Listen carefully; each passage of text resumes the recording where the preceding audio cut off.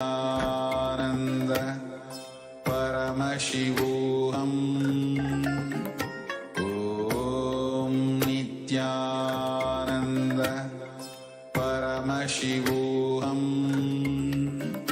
Om Nithyananda Paramashivoham. Om Nithyananda Paramashivoham. Om Nithyananda Paramashivoham.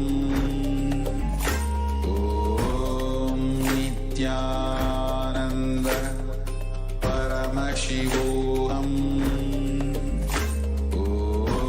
Om Nithyananda Paramashivoham. Om Nithyananda Paramashivoham. Om Nithyananda Paramashivoham. Om Nithyananda Paramashivoham. Om Nithyananda Paramashivoham. Om Nithyananda Paramashivoham. Om Nithyananda Paramashivoham. Om Nithyananda Paramashivoham. Nithyanandam. I welcome all of you on today's day 16 of Paramashivoham, level 3, season 4. Now, before we begin our first session with KAILASA's Nithyananda Yoga, let's quickly get ready as we apply Bhasma on the 16 places. Apply turmeric on the temples and kumkum on your third eye. Have a yoga mat with you. If you are in the male body, please remove your upper cloth and have a panchpatram and udhani with water in it. Let's quickly arrange these things and take few minutes for this.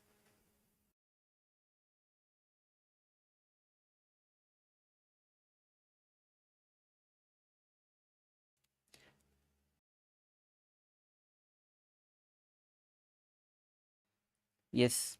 Now let's join our hands in Namaskar Mudra in front of our heart center. As you inhale deeply, let's start with the Sadguru Vandanam. Nithyanandam Paramasukhadam Kevalam Jnanamurtam Dvandvatitam Gagana Sadrusham Tattvamasya Ekam Nityam Vimalamachalam Sarvabhi Sakshi Bhutam Bhavatitam Triguna Rahitam Sadgurum Tam Namami. Now we'll be chanting Shiv Mool Mantra 11 times internally. I'll be chanting outside for all of us. Om Ham Ham Shivaya Namaha. Om Ham Ham Shivaya Namaha. Om Ham Ham Shivaya Namaha. Om Ham Ham Shivaya Namaha. Om Ham Ham Shivaya Namaha. Om Ham Ham Shivaya Namaha. Om Ham Ham Shivaya Namaha. Om Ham Ham Shivaya Namaha. Om Ham Ham Shivaya Namaha. Om Ham Ham Shivaya Namaha. Om Ham Ham Shivaya Namaha. Now we'll be performing the ritualistic cleansing, Tattvachmanam. Now let's take one udhani of water and place the hands in Gokarna Mudra. Now place the water on your palms, right palm. Now when you hear the word Sudha, inhale the water from your palm into your mouth. Om Atma Tattvam Shodhayami Sudha. Om Vidya Tattvam Shodhayami Sudha. Om Shiva Tattvam Shodhayami Sudha. Now please wash your hands. Now with your right thumb, wipe your upper lip and lower lip as we chant Om Ham Hridaya Namaha. Now wash your hands.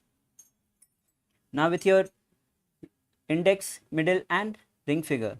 Touch the upper lip, lower lip and wash your hands. With your index and thumb together, touch your right nostril, left nostril. With your ring finger and thumb together, touch your right ear, right eye, right ear, left ear. Now wash your hands. With your little finger and thumb together, touch your navel center, your right chest, left chest. With your all fingers together, touch your the head, right shoulder, left shoulder and the heart center. Now wash your hands. Now we'll be performing Sankalpa. So let's clasp our hands and place it on the right knee. As we inhale deeply and start the Sankalpa. Om Mamopata Samasta Duritacha Dwara Bhagavad Shri Nithyananda Paramashiva Prityartham Shri Nithyanandeshwari Paramashiva Shakti Sameta Shri Nithyanandeshwara Paramashiva Prityartham Cha Adhya Purokta Evam Guna Visheshena Vathishthayam Asyam Subhatithau पूर्णारोग्ययुक्त दृढ़ात योगिक शरीर सिद्ध्यर्थम परमशिव शक्ति आविष्करणार्थम नित्यानंद योगाभ्यासम करिष्ये. Now wash your hands. Om Apavrisha. Now place a Panchpatra Madhya aside of your yoga mat. Now, before we begin the Dviti Vinyasagram, which is 308 asana sequence, intense practice of asanas, we'll be going through the 12 components of Kailasa's Nithyananda Yoga. Now the first component is asanas.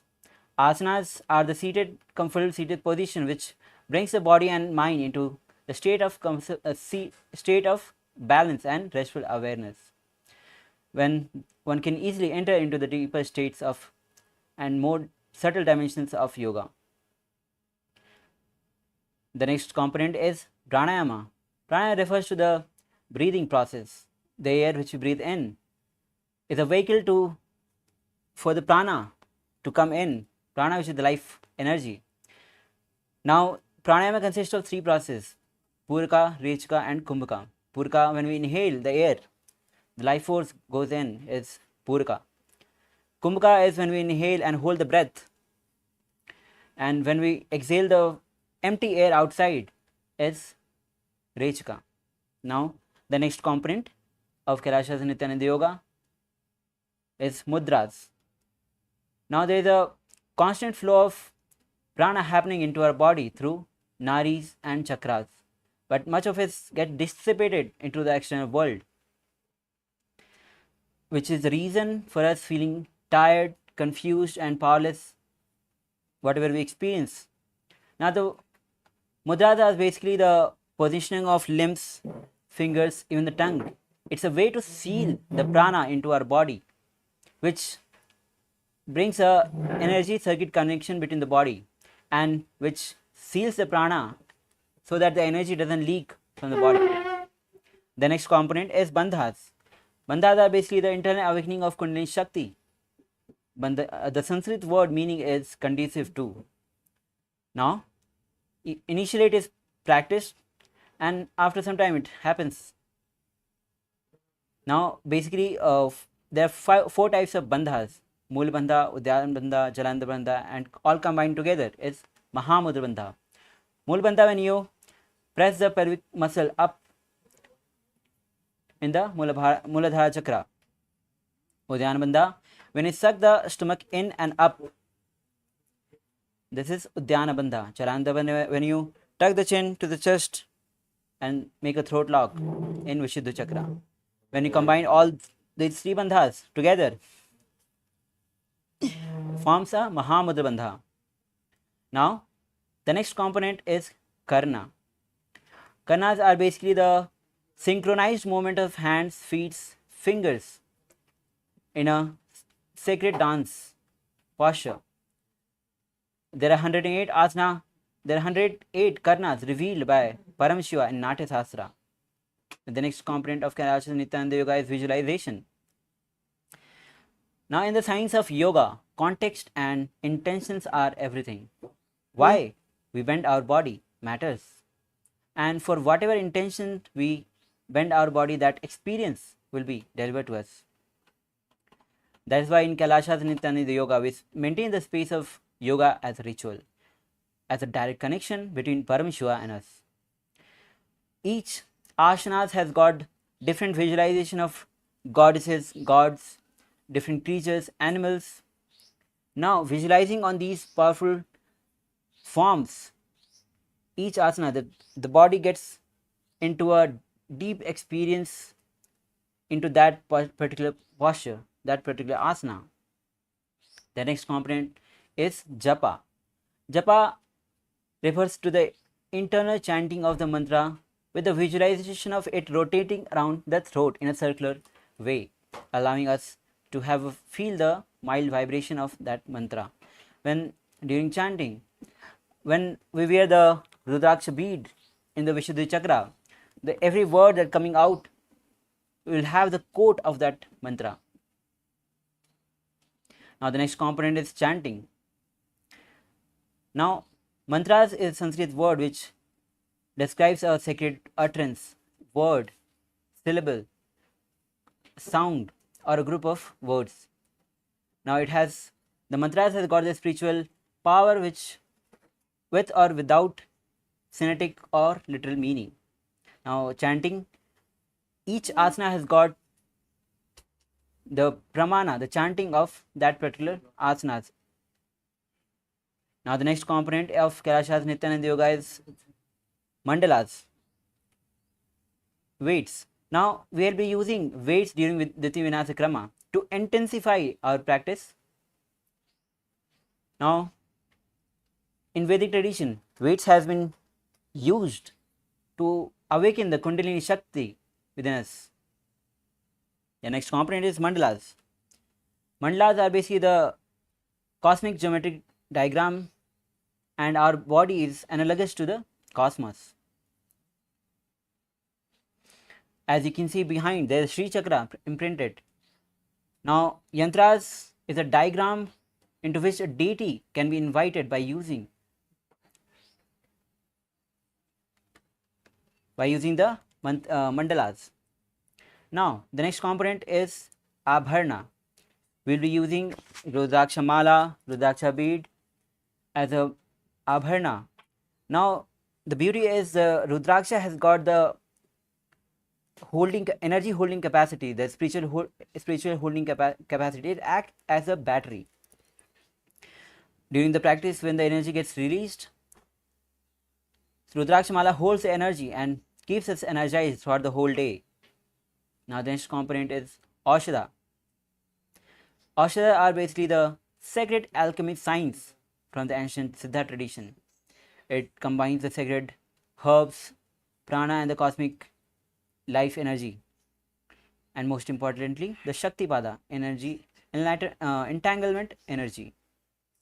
Now we will be using 3 types of Aushadhas during the practice: Bhasma on our 16 places in our body, Kumkum on our third eye, and turmeric on our temples. Now as we have quickly gone through the 12 components of Kailasas Nithyananda Yoga, it's time that we enter into this intense practice of 308 asana sequence of Dviti Vinasa Krama.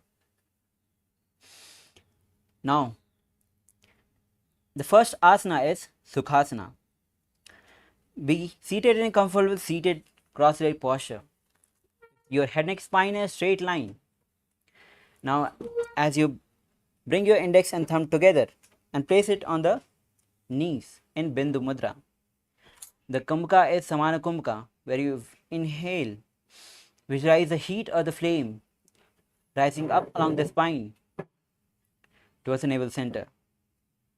Now as you engage Mahamudra Bandha, which is Mool Bandha, Udyan Bandha and Jalandhar Bandha all together, the japa is Shoham and the visualization is Lord Shiva. तत्सुखासनमित्युक्तम् अशक्तस्तत्समाचरेतासनं विजितं येन जितं तेन जगत्त्रयम्. Now release all the 3 bandhas. The next asana is Parvatasana. Now cross your legs into Padmasana. Bring your hands in the in front of heart center in Namaskar Mudra and raise it above the head, elbows straight. Now engage Mahamudra Bandha as you visualize Lord Mount Kailasa in your inner space. अथ वक्ष्ये महादेव पर्वतासनमङ्गलं यत्कृत्वा स्थिररूपी स्यात् षट्चक्रादिविलोपनम्. Inhale, release all the three bandhas. Now the next asana is Halipavasana. As you bring the soles of the feet together, extended forward, interlace the fingers at the back, lean forward, forehead on the ground, behind the heels. Engage Mahamudra Bandha as you gaze to the nose, visualize Swamiji in your inner space. पूर्वविधि पर्यागानैनि चौहो एकहु निपनास्यौ लगायि. Inhale, rise up. The next asana is Nagi Pavasana. Now, with the soles of the feet together extended forward, place both the hands on the ground, cupped. Now, bring the forehead on the ground, behind the heels. Engage Mahamudra Bandha as you visualize Swamiji in your inner space. पूर्वविधि पर्यागानैनि चौहो एकहु निपनास्यौ लगायि. हाथ आगाने धरती लगावे पसारी दो हाथ की अंजुलि करे. Inhale, rise up. Now, the next asana is Kokilasana. Now, both the hands in Prana Mudra with hold the big toes with the index and the middle finger, and other two touching the thumb. Now, as you hold the big toes of the respiratory legs, straighten the legs up and then cross the legs into Padmasana. Now, lower the elbows down as you lean forward, engage Mahamudra Bandha, visualize bird in your inner space. अतान्यदासनं वक्ष्ये येन सिद्धो भवे नरः कस्माद्वायुसञ्चारं कोकिलाख्यासनेन च. Inhale, rise up. The next asana is Nithyananda as you bring ankle on the knees. Now hold the opposite elbows. Now engage Mahamudra Bandha as you visualize Swamiji in space. Gaze to the nose and start rotating your hands in clockwise and then anti-clockwise direction. घोड़ा बाबा पाद की आहु माहिली सोये दच चरण को वारिलो तापरि गुल्प समोये. Now relax. The next asana is Gajasana. Now place both the palms on the ground and lift the hips high with feet little closer to the body. Now scoop the head down and forward as you engage Mool Bandha and Jalandhar Bandha. Mool Bandha, Udyan Bandha, visualize Swamiji in your inner space. नुज्जं पादाग्रे भूमौ कृत्वा लम्बी भूयमस्तकाग्रे निधाय. Now relax. The next asana is Rikshasana. Now from the same Gajasana posture, lift the right heel up and with the left heel pressing on the ground. Switch the position of your heels alternatively as you engage Mool Bandha and Udyan Bandha, visualizing bear in your inner space. एकं पादमाकुञ्च गजासनं कुर्यात् रिक्षासनं भवति. Now inhale, rise up. The next asana is Vaishasana. As you stand tall on the big toes of both legs.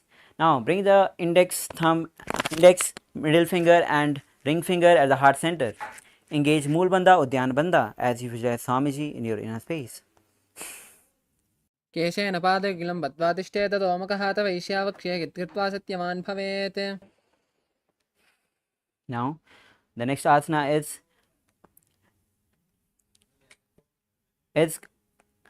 Urdhva Janukarna.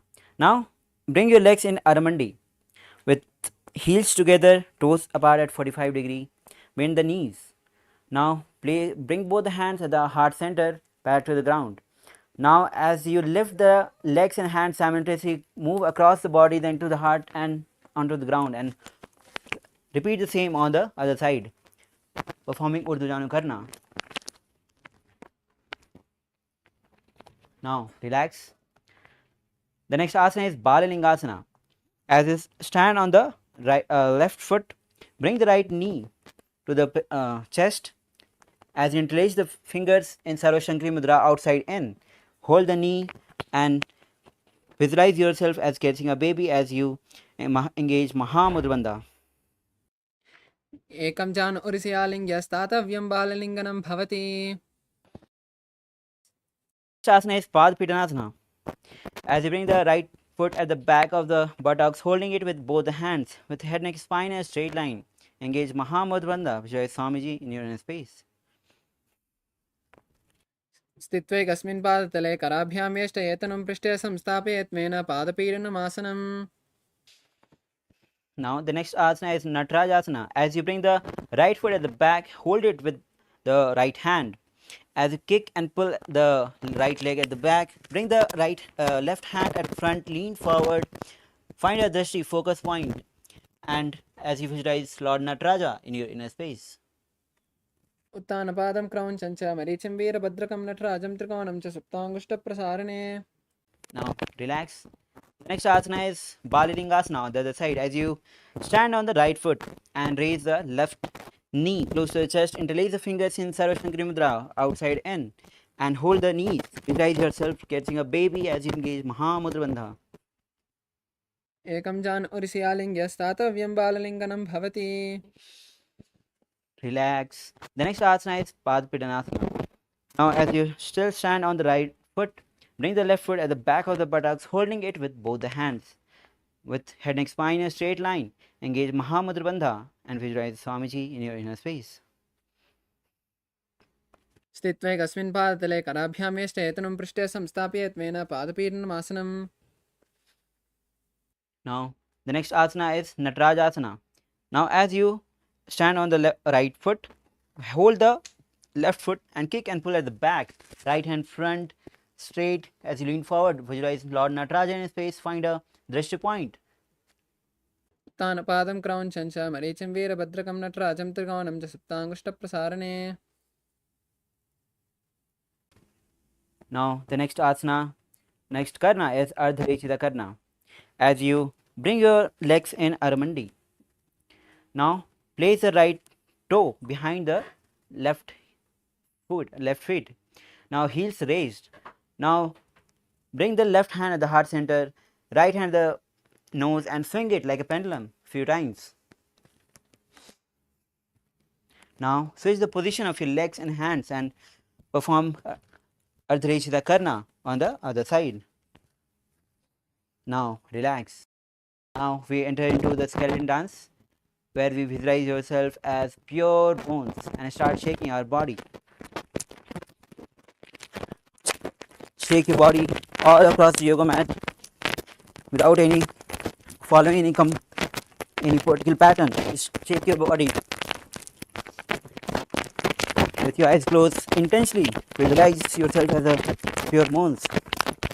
Now relax. Now take a deep breath. Relax. Now the next karna is Katichina Karna. As you stand in Aramandi, bring both the palms at the back, palms facing backward. Now as you twist on the right side and open the palms and twist on the other side.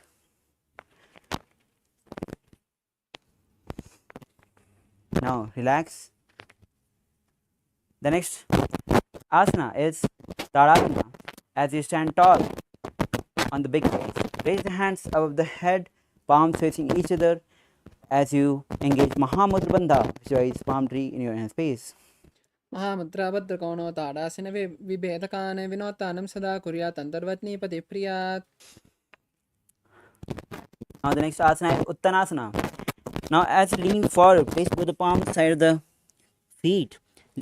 Bring the head to the knees, engage Mahamudra Bandha as you visualize Swamiji in your inner space. Mahamudra भद्रकोणो ताडासिन विभेदकान् विनोत्तानं सदा कुर्यात् अन्तर्वत्नीपति प्रियात्. Now wear the mala if you have brought it. Now bring the body in the plank position and we'll be performing Tarakshvasana as you tuck the chin to the chest and start rotating your head from left to right.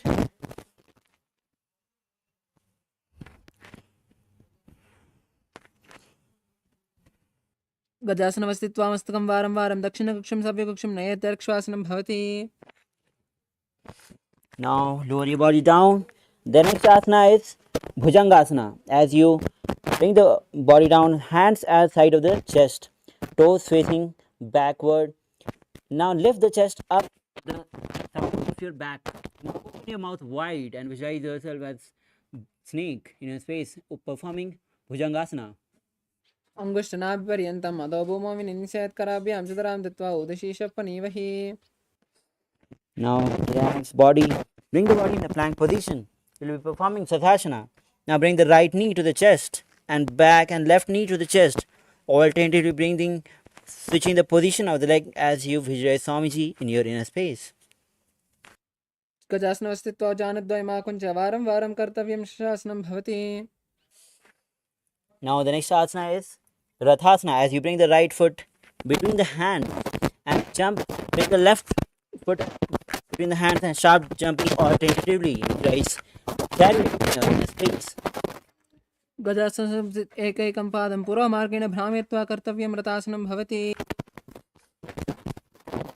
Now as you stand tall, the next asana is Veerabhadrasana. With your right leg front, toes facing forward.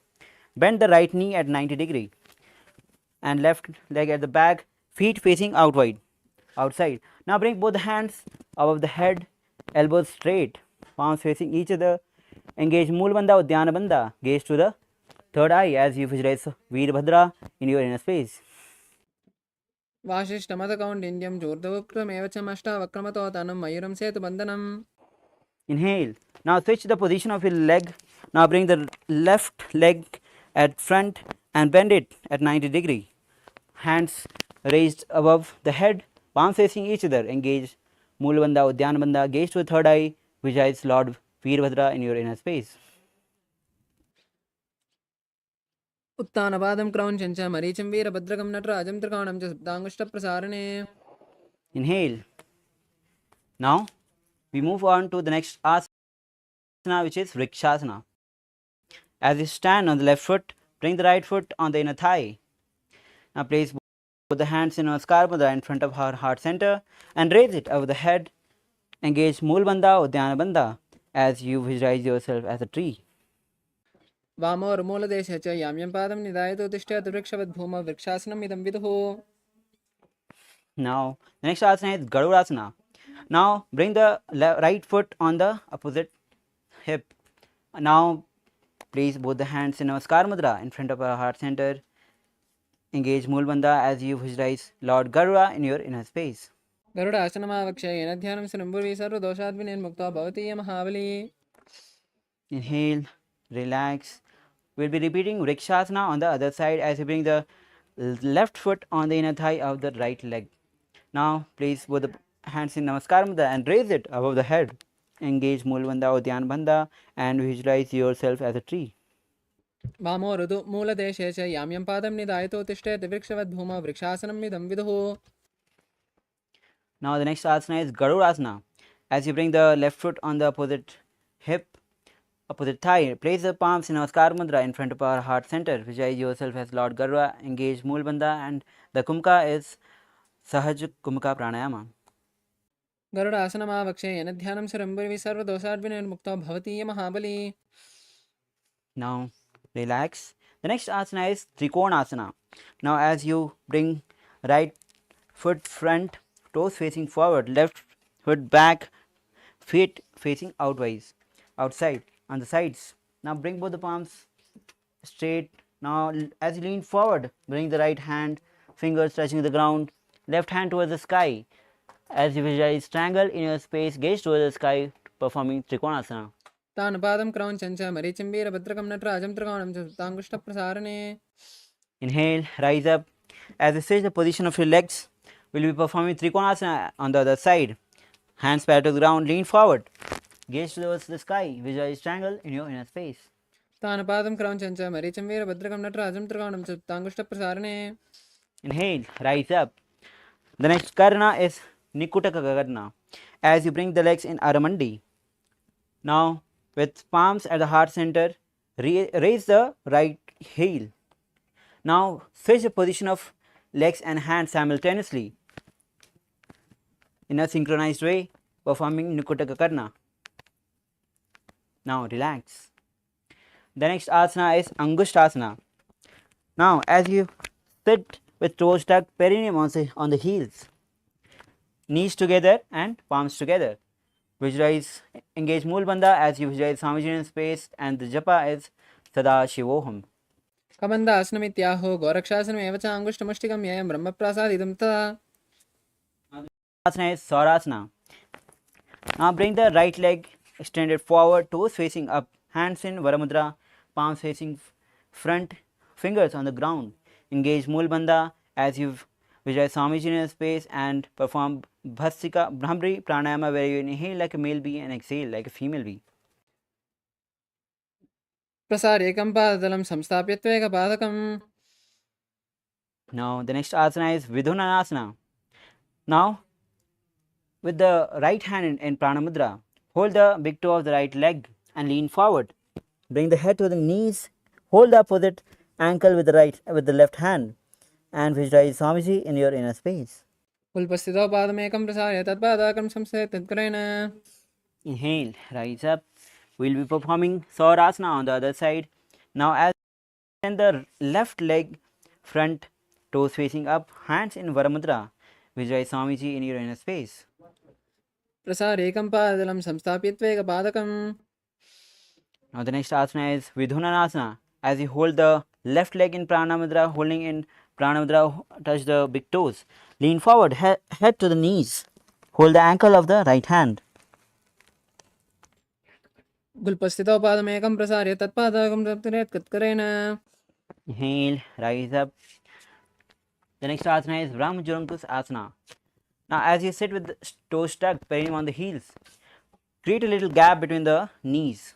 Back of the palms resting on the knees. Now gaze through the gap between the legs. Engage Mulbandha, Jalandhara Bandha as you visualize Swamiji in your inner space. Japaya Sadashivoham, and the pranayama is Brahmari Kumka Pranayama. दो पना पानी होई वैसे एड़ी दो गोड़ा निवेसे कोरबग दलिया की माहिली आयसमा Hera हेमिली. Now the next asana is Kapilasana. Now as you place both the knees on the ground wide apart, hands on the respective knees, gaze to the nose as you engage Mulbandha, Udyana Bandha, and visualize yourself as sage Kapila Muni as you perform Bhasika Brahmari Kumbhaka Pranayama and the Japaya Sadashivoham. उबई पगतली समट हरावे तिनकी माहिली core मिलावे. Now release Udyana Bandha. The next asana is Bhadra Gorakhasana. From the same seated posture, switch the gaze to the third eye and visualize Swamiji in your inner space. दो पगतली संपुट करे कोरवाली भूप दितरे कोरवाली रागे ऐसे तापरे मूल द्वार की बेसे. Now the next asana is Suryasana. Now bring the soles of the feet together and lift the knees off the ground wide apart. Now hands in Padmudra, which is little finger and thumb touching together, and raise it over the head. Gaze through the gap between the palms. Engage Mulbandha, Udyana Bandha as you visualize Lord Surya in your inner space. एड़ी दो गोड़ा तने अनेक पना पानी भेटिक बुटटाने गोड़ा जंग करे अधिक करे आ राके आयरे ब्यामी विधि गहे. Now the next asana is Mandukasana. As you sit with the toes flat, perineum on the heels. Now hands on the respective knees. Now gaze to the third eye and perform Mandaki Mudra, which is rolling the tongue up on the roof of the mouth, catching the nectar of immortality dripping from the Sahasrara chakra with our forked tongue. पादतलौ पृष्ठदेशे अंगुष्ठद्वये च संस्पृश्य ध्यानो यज्ञं पुरस्कृत्य साधयेत् मण्डूकासनम्. The next asana is Uttana Mandukasana. From the same seated posture as Mandukasana, bring the hands at the back and hold the shoulders, elbows holding the head, gaze to the third eye, engage Mulbandha, Udyana Bandha, and perform Mandaki Mudra, which is catching the nectar of immortality dripping from the Sahasrara chakra. Mandukasana मध्यस्थं कोर्पराभ्यां शिरं ददः एतद् भेतवदुत्तानम् एतदुत्तान मण्डूकम्. Now relax. The next asana is Simhasana. Now interlace the ankles at the back and sit on the heels, hands on the respective knees, gaze to the nose. Visualize lion in your space as you open the mouth wide and stick out the tongue and exhale forcibly. दक्षिणं सव्यगुल्पेन दक्षिणेतरेतरं हस्तौ जान्वौ संस्थाप्य स्वाङ्गलिश प्रसारे च. Now the next asana is Bhadrasana. As you sit with the soles of the feet together at the back, heels, perineum resting on the heels, knees wide apart, hands in Bindu Mudra holding the big toes of the opposite leg. Gaze to the nose as you engage Mulbandha and Jalandhara Bandha, visualizing Swamiji in your inner space. गुल्पस्थितौ पादमे गुल्पौ च वृष्णस्यादौ युत्क्रमेण समाहितः पादाङ्गुष्ठौ कराभ्यां च धृत्वा च पृष्ठदेशतः. Now the next asana is Kakabhusandi asana. As you squat on the feet, knees apart, wrap the hands around at the back, interlace the fingers. Gaze to the nose, visualize crow in your space as you perform Brahmari Pranayama and engage Moolabandha. प्रथमे वेसौ गडटाने दो हाथ पगम विच आने तिनकी मोड़ी नल्या परिया लावे पिष्ट बचे कांकसी करावे. Now the next asana is Kanipavasana. As you place both the palms on the ground. Now as you lean forward, bring the knees on the elbows towards the armpit, lift the feet off the ground, gaze to the nose, visualize Swamiji in your inner space. आसन को गुण आसी दिशदा होई तो आची होई. Now the next asana is Kapali asana. With palms on the ground, bring the knees on the elbows and bring the head on the ground. Lift the feet off the ground and lift it straight up. Gaze to the nose, visualize Swamiji in your inner space. शीश शीशा डट्टी टेकी पगदो मुला ऊंचा गुगरे. Now slowly lower your body down. The next asana is Parsvamayurasana. Place both the palms on the ground. As you twist on your right side, place the elbows on the left knee and thighs on hip. Now lean forward and balance your body as you extend the legs out on the sides. Visualize peacock in your space as you gaze to the third eye. मयूरं दण्डवत् कुर्यान् मयूरं दण्ड नामकं कुर्यान् मयूरं पार्श्वाभ्यां मयूरपार्श्व नामकं.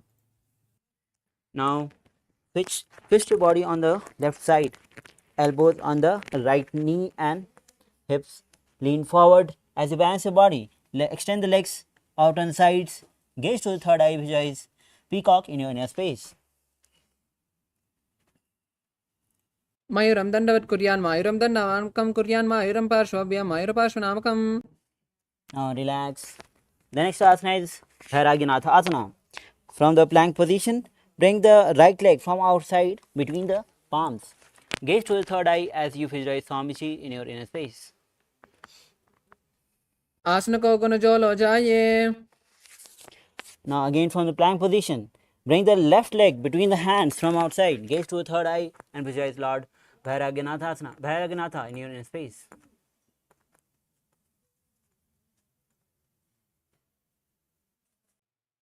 आसन को गुण पीती जाई.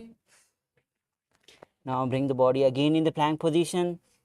We will be performing Unmukh Pithasana. Now place both the elbows on the ground, hips high. Bring the feet closer to the ground, close to the body. Gaze to the third eye as you visualize Swamiji in your inner space.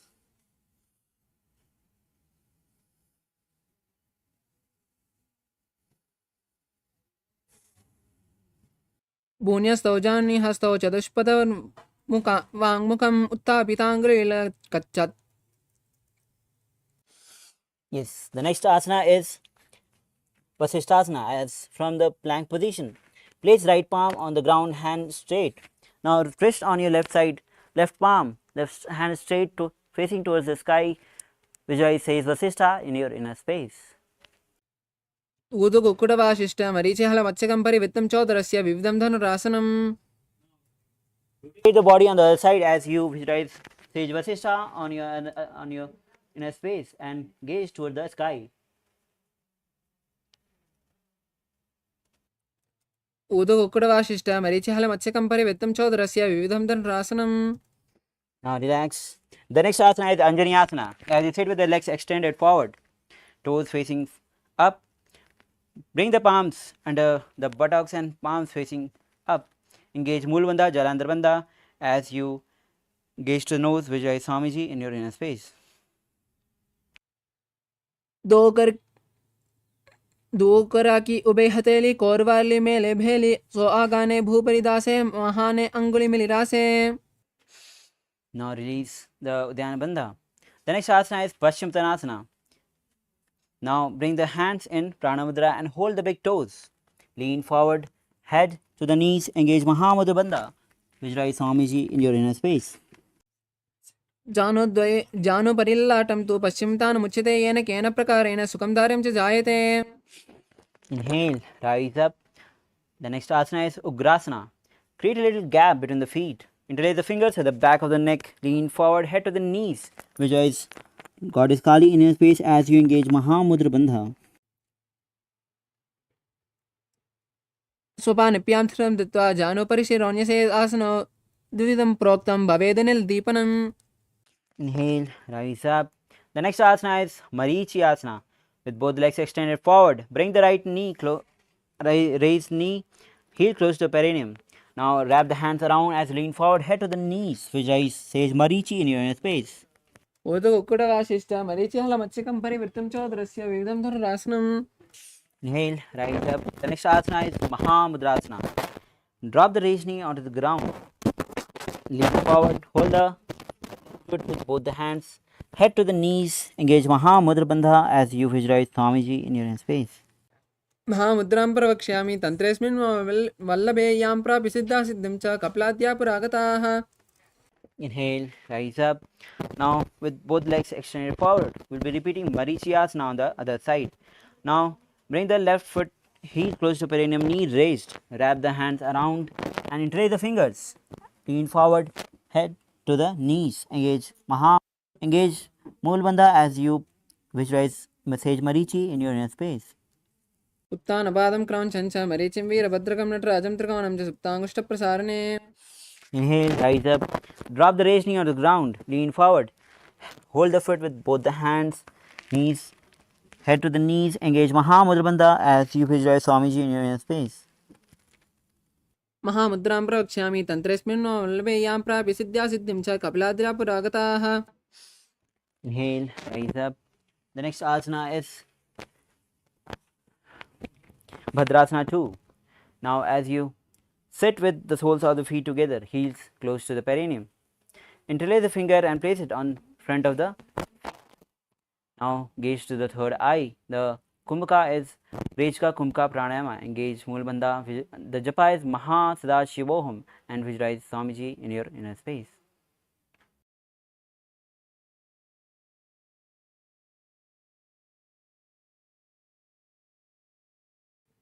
कुल्पौ तु वृष्णस्यादौ शिवन्यः पार्श्वे क्षिपेत् पादपार्श्वेरुपानभ्यां धृतं बद्ध्वा सुनिश्चलम्. Now the next asana is Gvalipavasana. As you extend the legs straight up, extend the legs forward. Now toes together, heels apart, hands on the respective knees. Gaze to the nose. Engage Moolbandha, Jalandhar Bandha. Visualize Swamiji in your inner space. पूर्वचर पर चौक ह्यो सो ही वाही विद्यो की जिसो यामे एड़ी भिन्न जरासे अंगुल आतरंतरो रासे. Now the next asana is Jonyasana. With the soles of the feet together, heels close to the perineum. Hold the soles with both the hands and lean forward. Gaze to the nose and visualize Yoni Mandala in your inner space. दो पगतली संपुट करे soul आगा में धरे आगा अर्ध हाथ को अंतर्रासे लाट पगतलिया ऊपर दासे. Inhale, rise up. The next asana is Midakipavasana. With the soles of the feet together, extended forward. Now toes apart, heels together. Hands open straight on the sides. As you lean forward, bring the forehead on the heels. Engage Moolbandha, gaze to the nose, visualize Swamiji in your inner space. पूर्व दीपगी परि पगतली संपुट soul AD मिलीरा से एडिया सुमाहली कानी अंगुल दो अंतर लाट धरती लगावे. Inhale. Next asana is Siddha Samadhi Asana. As you bring the soles of the feet together, heels close to the perineum. Now separate the heels, hands underneath the legs. The palms facing up, lean forward, gaze to the nose as you bring the forehead on the ground and visualize Swamiji in your inner space. दो पगतली संपुट करे सोले में आगा में धरे अंगुल आत अंतरो रासे AD को ऐसे विदासे. Inhale, rise up. The next asana is Chindakipavasana. The soles of the feet together, heels close to the feet. Open the feet like a book. Place the elbows on the respective knees. Gaze to the nose as you visualize Swamiji in your inner space. दो पगतली AD धरती मगवा made लगावे पगतली माहिली core अंगूठा सुधा सुधी जोड़े. Next asana is Chokasana. toes to the knee together. Place both the hands on the respective knees and press the knees on the ground. Now engage Mool Bandha and Uddiyana Bandha. Pull the stomach in and up and gaze to the third eye. Visualize Swamiji in your inner space. दो पगतली संपत्ति दारे आगाने कर jar पसारे गोड़ा बूसो लगदाला से हाथ दो गोड़ा परिदा से. Next asana is Bhairavasana. Now bring the to the ground, raise the knees wide apart on the ground. With your hands in Bindu Mudra, place it on the respective knees. Now gaze to the third eye, engage Mool Bandha, Jalandhar Bandha and visualize Lord Kala Bhairava in your inner space. गुल्पो संपीड चान्यूनम क्रमेण समाहितः. Now relax. Next asana is Samanasana. Now with the heel close to the ring, hold the right foot with both the hands and to the chest. Gaze to the third eye. Visualize Swamiji in your inner space. समानासनमावक्षे सिद्धमन्त्रादि साधनात् एकपादमरो दत्वा गुह्योन्योलिङ्गमत्रके. Now the next asana is Apanasana. Bring the right foot on the shoulders and raise the left leg straight and up. Gaze to the third eye as you visualize Swamiji in your inner space. केवलं पादमे कञ्चस्कन्धे चारोऽपि यत्नतः एकपादेन गग्ने तिष्ठेत दण्डवत्प्रभो. The next asana is Samanasana. On the other side, bring the right knee, heel close to the perineum, left holding with both the hands to the chest. Gaze to the third eye as you visualize Swamiji in your inner space. समानासनमावक्षे सिद्धमन्त्रादि साधनात् एकपादमरो गत्वा गुह्योन्योलिङ्गमत्रके. The next asana is Apanasana. Bring the left foot on the top of the shoulder. Raise the right leg straight and up. Gaze to the third eye as you visualize Swamiji in your inner space. केवलं पादमे कञ्चस्कन्धे चारोऽपि यत्नतः एकपादेन गग्ने तिष्ठेत दण्डवत्प्रभो. The next asana is Gomukhasana. With left leg on the ground, heels touching the perineum. Bring the right leg on the top. Now interlace the fingers and place it on the top knee. Gaze to the nose as you visualize cow in your space. Perform Siddhikari Pranayama. सव्ये दक्षिणकुल्पन्तो परशुपार्श्वे नियोजय दक्षिणे पिता सव्यं गोमुखं गोमुखं तथा. The next asana is Anushasana. With the same seated posture as Gomukhasana. Now hold the big toes of the opposite leg in Bindu Mudra. Now perform Siddhikari Pranayama, then engage Mool Bandha, Uddiyana Bandha. Gaze to the nose. Visualize Rishika Anushya in your inner space. दक्षिण गोड़ा निकट आने वामोता के ऊपर आने गोड़ा संधि मिलावे राशि आड़ा पुनी देसी पसारी. Now inhale as you release the Uddiyana Bandha. The next asana is Anushasana 2. With the same seated posture, interlace the fingers at the back. Now lean forward, bring the forehead on the ground.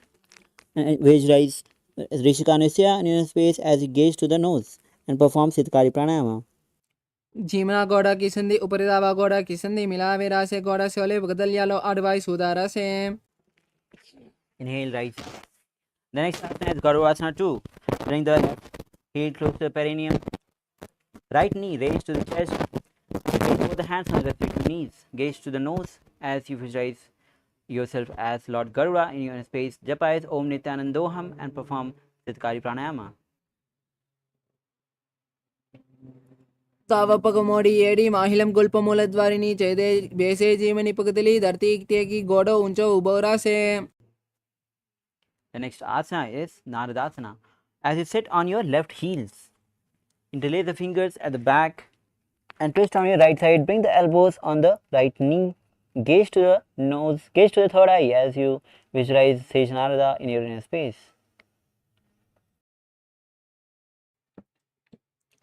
पिष्ट जुबान बगदली carry बुबरिदा ही लगावे फेरी.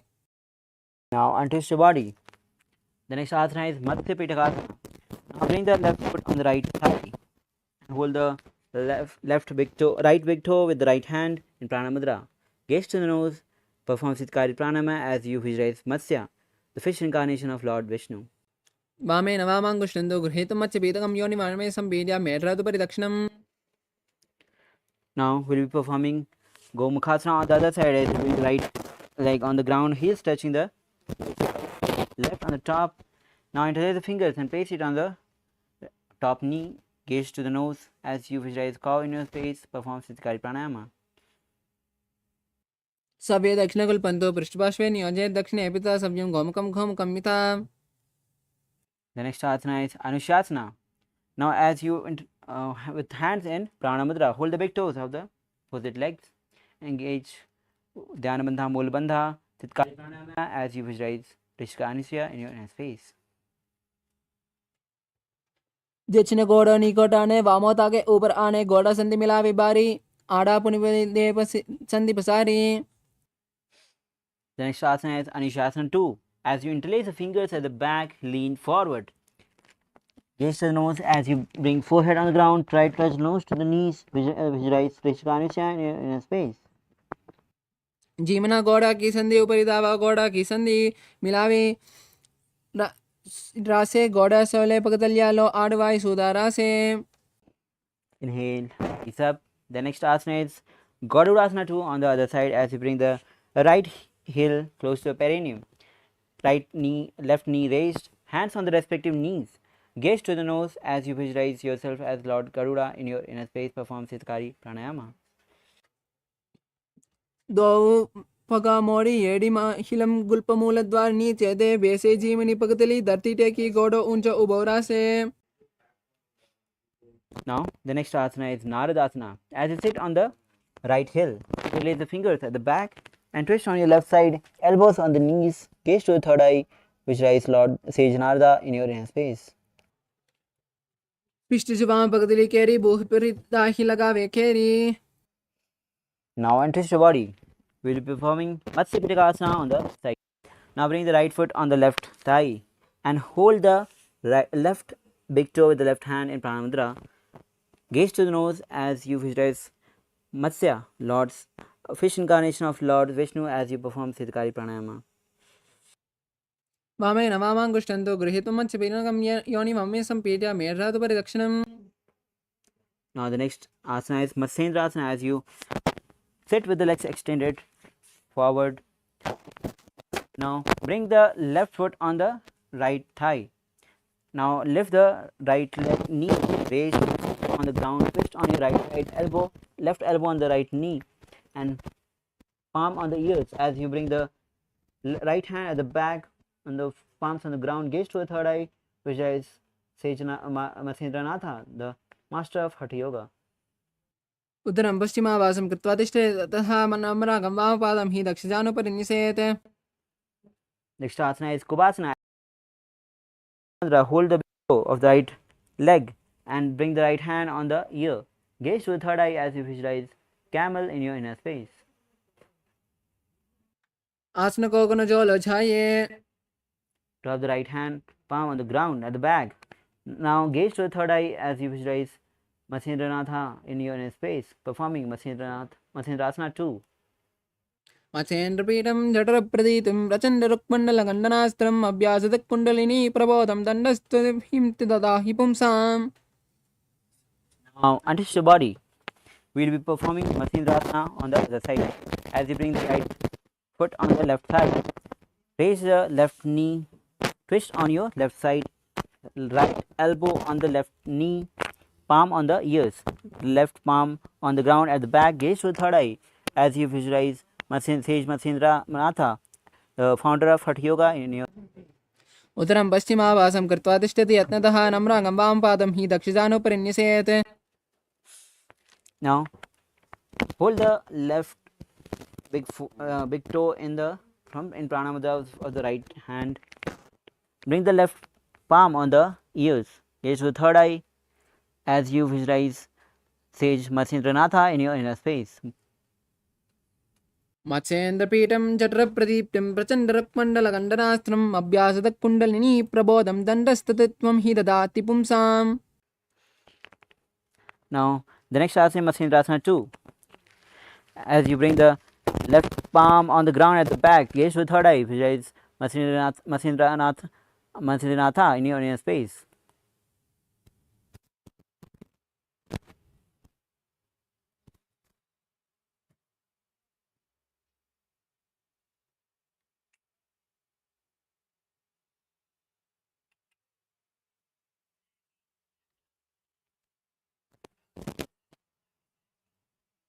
Laptop is dying. Now, as we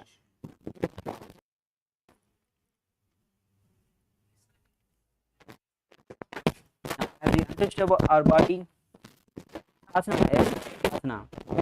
So let's bring the legs into Padmasana. Now, place both the palms on the respective knees. Visualize as you perform Sitali Pranayama and then engage Mahamudra Bandha.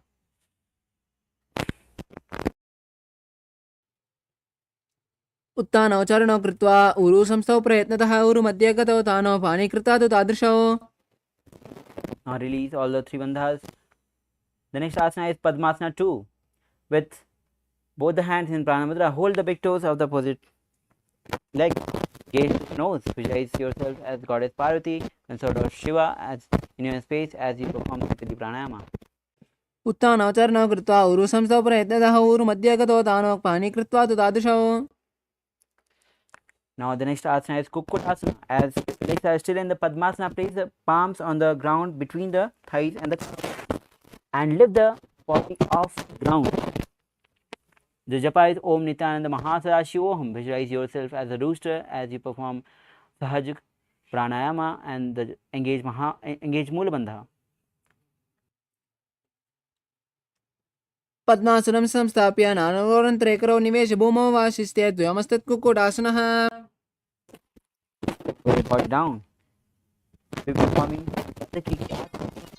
You bring on the knees, bring palms on the ground, front, as lean forward, palms straight towards the body, elbows on the side of the navel, and lift the knees off the ground. Visualize Swamiji in your inner space. धरामावष्टभ्यकरद्वयेन तत्कुर्परिस्तावि तानि पार्श्वः.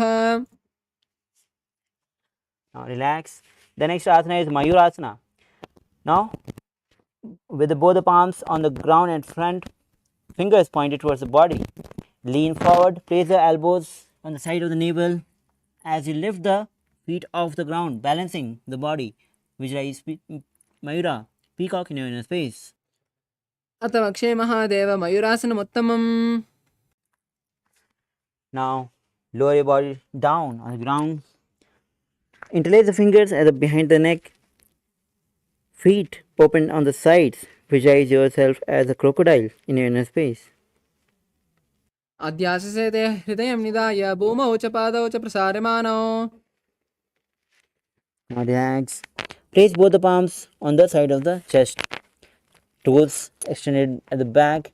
We will be performing Salabhasana. Bring the forehead on the ground as you lift the legs and knees off the ground. Visualize locust in your inner space. अध्याससेते करयुग्मं वक्षो भूमिम् अवष्टभ्य करतलयोः स्थलाभ्याम्. Now, the next asana is Ustrasana. As you hold the foot with both the respective hands, pull and bring it towards the ground side of the hips. Gaze to the nose as you visualize Swamiji in your inner space. अध्याससेते पदयुग्मं वष्टं पृष्ठे निधाप्य धृतं कराभ्याम्. The next asana is Dhanurasana. As you hold the feet and lift the chest and lift the legs up. Gaze to the third eye as you visualize Lord Shiva's bow in your inner space. प्रसार्य पादौ भुविदण्डरूपौ करौ च पृष्ठे तत्पादयुग्मम्. Relax and sit in Bhagasana as you place both the palms on the respective knees. Gaze to the third eye. Visualize Swamiji in your inner space.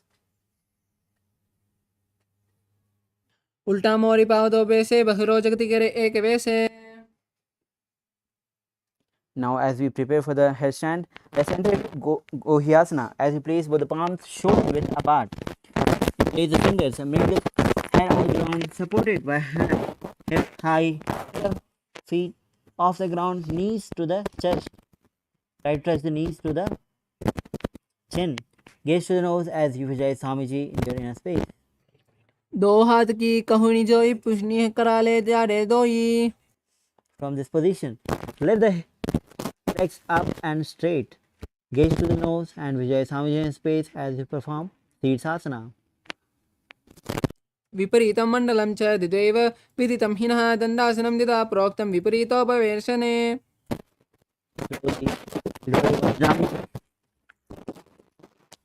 Now the next asana is Kodyasana. Legs, both the legs extended forward. We will be performing new pranayama, which is Bhastika pranayama, which is rapid exhalation of air forcibly outside. Now next asana is Kodyasana. Hold the legs and raise the legs up straight, knees straight, head to the knees.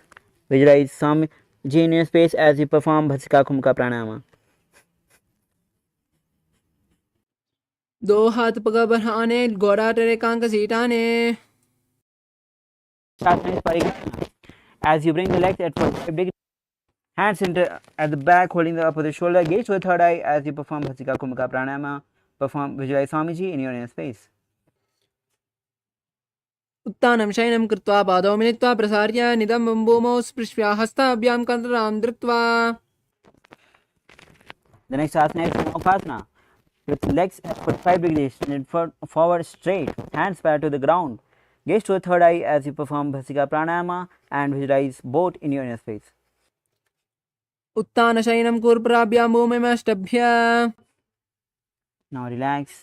The next asana is Rudrasana. Toes of the feet together, hands underneath. Hold the feet with both the hands interlaced and bring the feet close to the chest. Rest the chin on the fingers. Gaze to the nose and visualize Lord Rudra in your space as you keep performing Bhasika Kumka pranayama.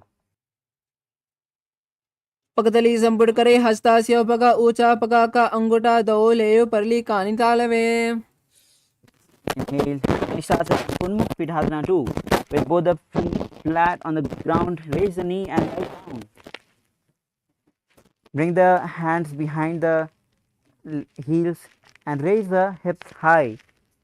Engage Mool Bandha, Jalandhar Bandha. As you gaze to the nose, visualize Swamiji in your inner space.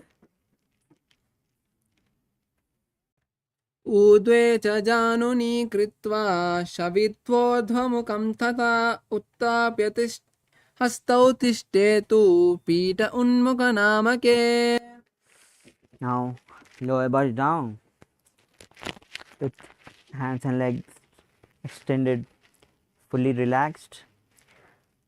Visualize every single part of the body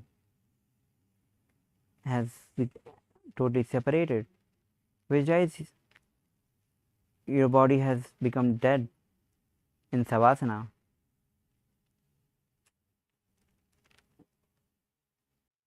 अत शवासनम् उत्तानं शववद्भूमौ शयनन्तु शवासनं शवासनं श्रान्तिहरं चित्तविश्रान्तिकारणम्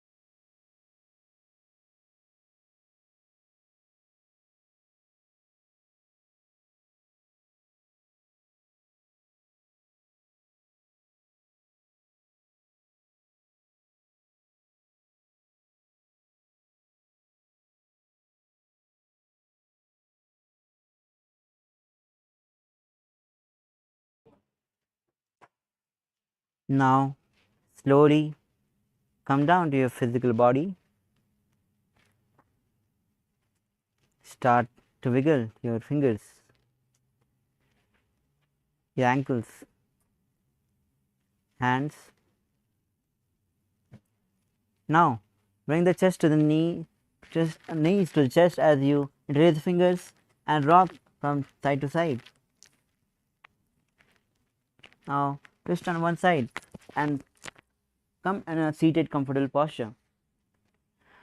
Congratulations, you have completed 108 sequence of asanas from 308 asanas.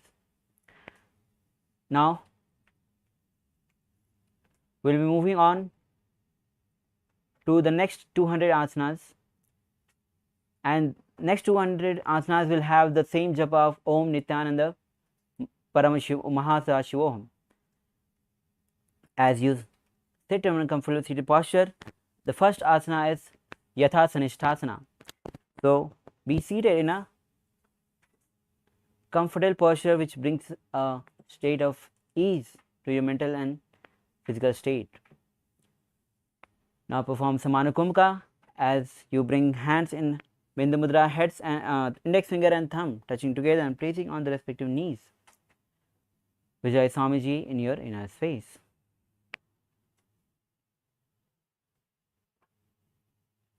पर्यङ्कं तत्समाख्यातं यतसंस्थं यथा स्थितिः. Now the next asana is Samanasana. Samasana. As you be seated in the same posture, visualize Swamiji in your space as you take a long deep inhalation and then hold, and then take a prolonged inhalation and then exhale, repeating this again and again. इदानीं गर्भिणीनां योगाभ्यासो यथा लगो सुखप्रसवलाभाय प्रोच्यते प्राक्तने पति. Now the next asana is Muktasana. Bring one foot to the genital region, other foot on the top, and place both the palms facing down on the respective knee. Gaze to the nose as you visualize yourself as a sage liberated by the Supreme Pontiff of Hinduism. Engage Moolbandha and perform Samanukumka. निपीड्य सीवनीयं सूक्ष्मां दक्षिणेत्रगुल्पतः वामं याम्येन गुल्बेन मुक्तासनमिदं भवेत्. Now the next asana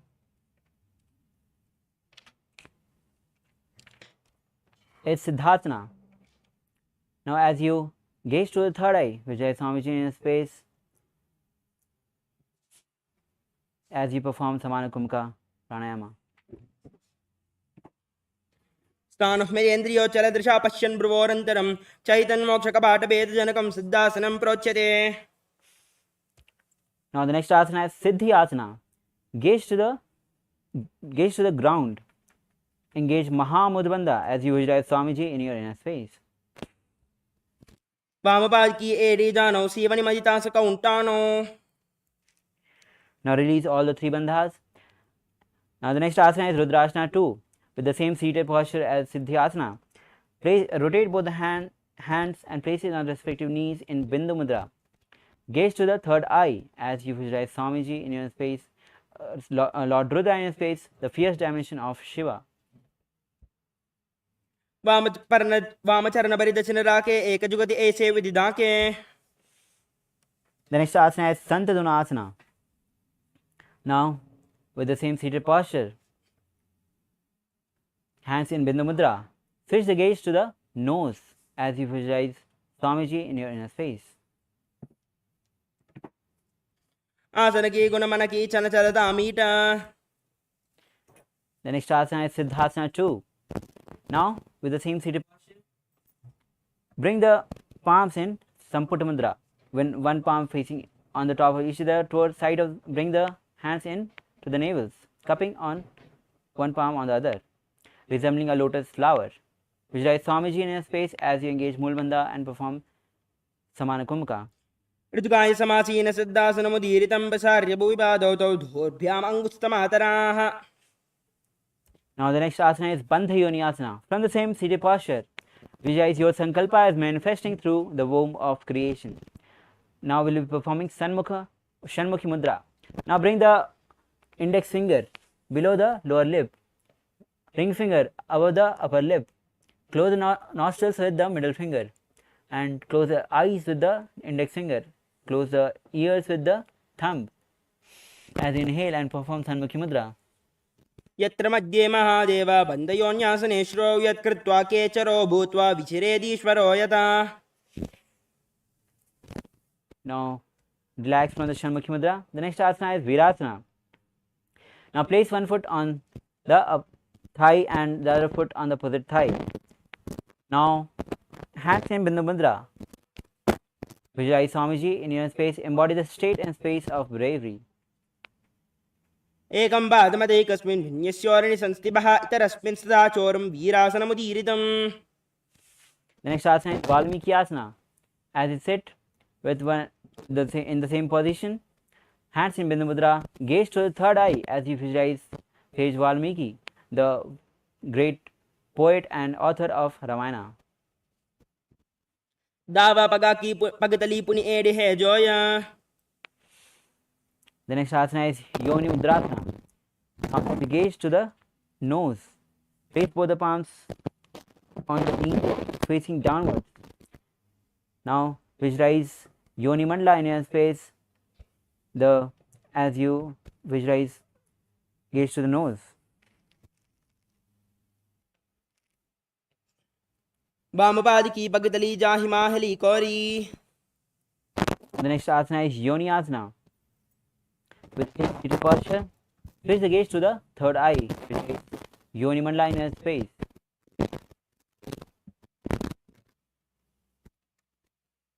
योन्यासनं पर्वतेन योगं योगफले निलं तत्कालफलं तावत् केचरो यावदेवैः. The next asana is Bhadrasana 3. As you sit with the soles of the feet together, close the period, interlace the fingers in front of the feet. Gaze to the nose as you engage Moolabandha, Udyanabandha. Visualize yourself as Lord Veerabhadra.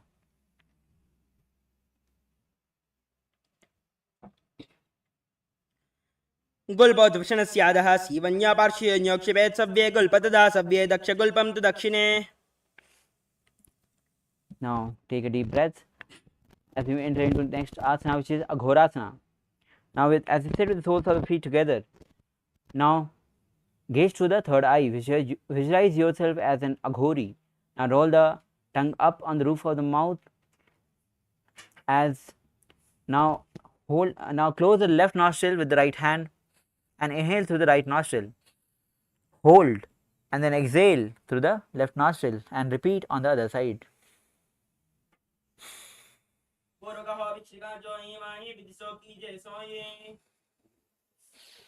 Now inhale and relax. The next asana is Kaneri Pavasana. Now as you bring the hands on the heels, chin resting on the palms, gaze to the nose, engage Moolabandha, Udyanabandha. Visualize yourself as a female elephant drinking water.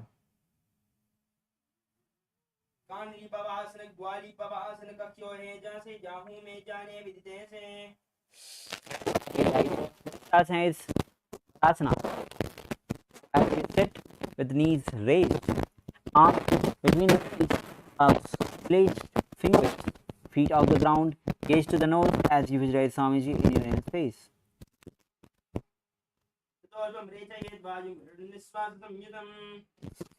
Now the next asana is Gopachandasana. With the soles of the feet together, interlace the fingers and place it on the front of the feet. Now raise the feet, chest. Now rest the chin on the fingers, gaze to the nose, visualize crown in a space, then embody the state and space of a king.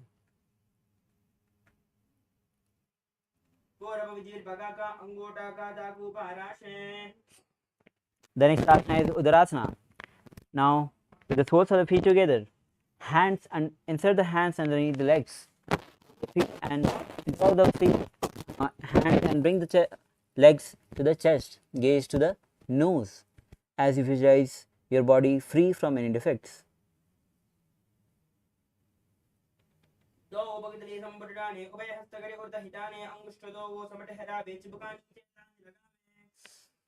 Now from the same posture, performing Vasishtasana, as you raise the legs over the forehead, visualize Swamiji in your inner space, exhaling in everything.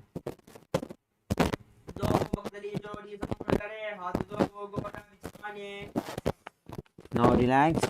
The next asana is Bhujasana. Now as you bring both the legs on the top of the shoulders, in hands interlaced, fingers interlaced at the back of the neck, visualize yourself as a cobra as you engage Mulbandha and perform Rechka Kumka. शीर्षासनं तु विज्ञेयं काक्षासनमतः परं ग्रीवासनं च परमं भुजासनमिहोचयेत्. The next asana is Kalyanasana. Now interlace the fingers from the same position, interlace the fingers at the back. Visualize yourself as a beautiful and auspicious goddess as you perform Kalyanasana. दो हाथ पगाम आने तन को गोड़ा नीचे टाने बहुरिपा कृत्या बाहर लियावे पुनः युगति ऐसे ठहरावे. Next asana is Sankatasana. Let's place left leg on the ground. Sit on the left heel. Sit on the heel. Now cross the right legs on the top. Place both the palms on the opposite knees. Visualize yourself as a swan as you perform Ujjayi Pranayama, making a sound like ocean. वामपादं चिदेर्मूलं संयस्य धरणीतले पादण्डेन याम्येन वेष्टयेद् वामपादकम्. Now the next asana is Dhenukasana. Slide the left feet out. Now place both the hands on the respective knees. Visualize cow in your space as you engage Mulabandha and Udyana Bandha.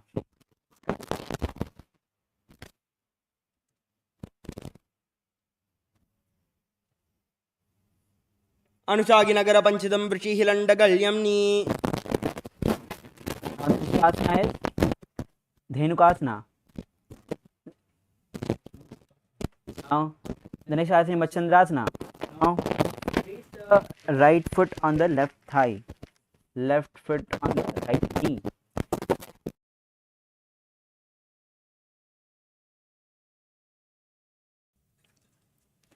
Now on your right side, bring the right hand at the back and hold the left thigh.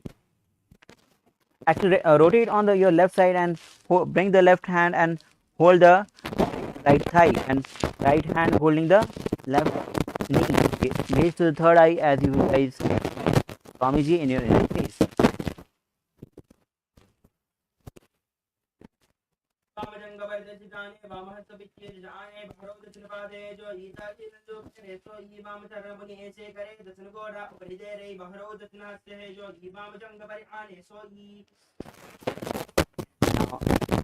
And to the body. As Machandrasana too. As sit in the same posture, fold the big toes and lean forehead on the ground. Heels touching the chest as you visualize Swamiji in your inner space.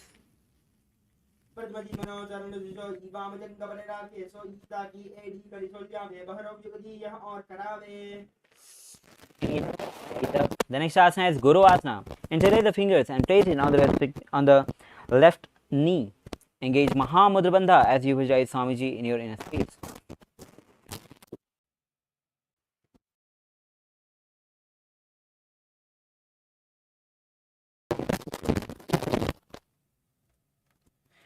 ओर्मूले इन्द्रपादस्य कनिष्ठिका प्रदेशे गुल्पं संस्थाप्य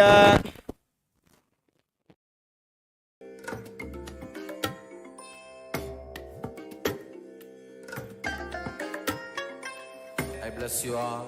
Let you all open all your three eyes and manifest the powers of Mahasadashiva. Om Nithyananda Paramashivoham. Om Nithyananda Paramashivoham.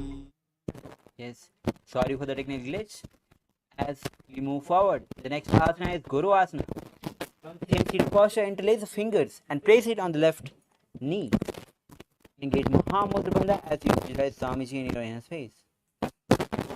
ओर्मूले इदरपादस्य कनिष्ठिकाप्रदेशे गुल्पं संस्थाप्य तदेव जानु इदरपादपार्श्वि संस्थाप्य तिष्ठेदस्थौ सम्मीलयेत् गुरु आसनं भवति.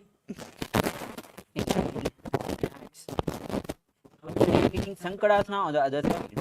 As you place the right leg on the ground, heels ground, close the frame as you sit on the foot leg on the top of the left leg. Now place both the palms on the opposite knees, gaze to the nose as you visualize yourself as a swan.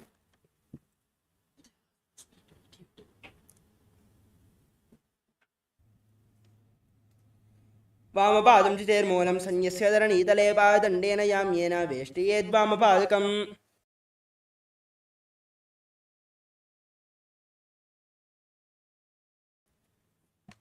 Now the next asana is Trinupasana. As you slide the left leg out to the sides, both the palms on the top knee, engage Mula Bandha and Dhyana Bandha as you visualize cow in your inner space.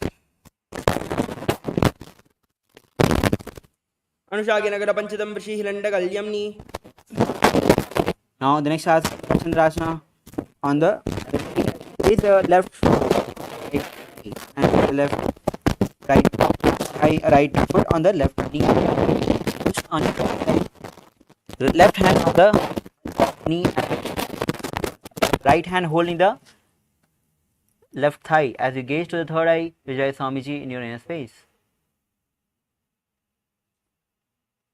वामजंगपरितचिराणे वामहस्तबिष्टि दिशाने बहरौ दथन बाधे जो ईता की नल जो बकरे सो ई वाम चरण पुनि ऐसे करे दथन गोड़ा उपरि देरे बहरौ दथन हस्त है जो ई वामजंग पर आने सो ई. Now untwist your body. Same seated posture. Interlace the fingers in Pranayama Mudra and hold the toes of the opposite leg. Forward as you bring the forehead on the ground and chest touching the knees as you visualize Swamiji in your inner space. प्रथम जी मनोचरण जो ई वामजंग पर आने सो ईता की एड़ी कड़ी सोल्यावे बहरौ युगति यह और करावे. Heel rise up. The next asana is Guru Asana. Now interlace the fingers and place it on the right knee. Engage Mahamudra Bandha.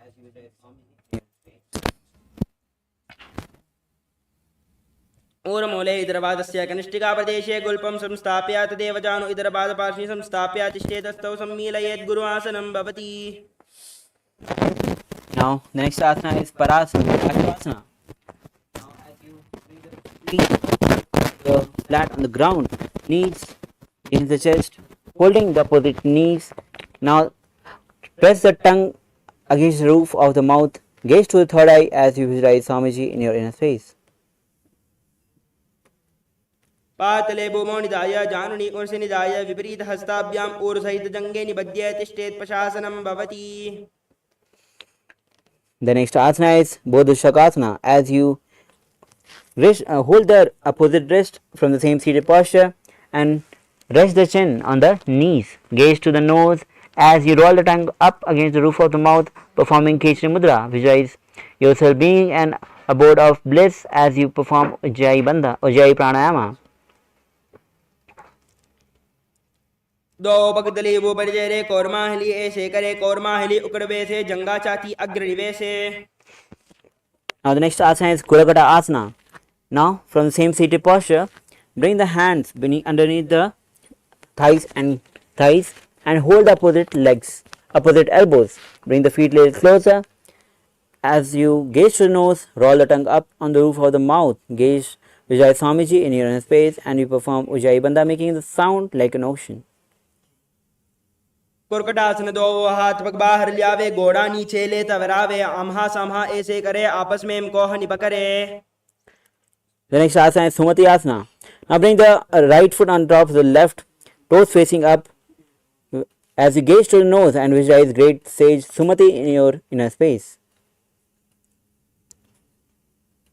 मूल द्वार धरती परिडाने दावा पग बरद चमनाए दाई बाकती कोले हावे हाथ एक Amtar ठहरावे. Now the next asana is Dandasana. Put the legs forward and raise head, elbows straight. Gauge Mahamudra Bandha. Vijay Swamiji in space as you roll the tongue up in Kechari Mudra.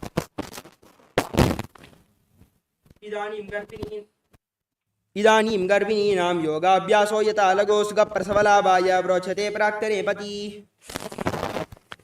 The next asana is Arambha. Legs extended. Now hold both the hands in Pranamanda. Hold the respective hand as lean forward. Bring the head to the knees. Engage Mahamudra and visualize Swamiji in your inner space. दो पग मिलिबा पसारी पकाका अंगूठा पकड़े ले लाड गोड़ा लगावे. Inhale, rise up. The next asana is both the Shokasana as you raise the knees up and hands underneath as you hold the foot with both the hands. Gaze to the nose as you visualize Swamiji in your inner space. प्रथम बेसे दो बाव पसारी कचक ऊर्ध को कोरडो दारे. Rise up. The next asana is Jatakasana as you bring both of the feet together. Now bring the hands underneath the legs as lean forward, facing up. Bring the mouth, nose and forehead on the feet as you visualize Swamiji in your inner space. दो AD महिला के दीजे हाथ पसारी. Rise up. The next asana is Urdhva Paschimottanasana. Now, as you sit with the legs extended forward, bring the left leg at the back of your neck. If you can't hold it, bring it back. Place it at the shoulder level. Lean forward and hold the foot with both the hands.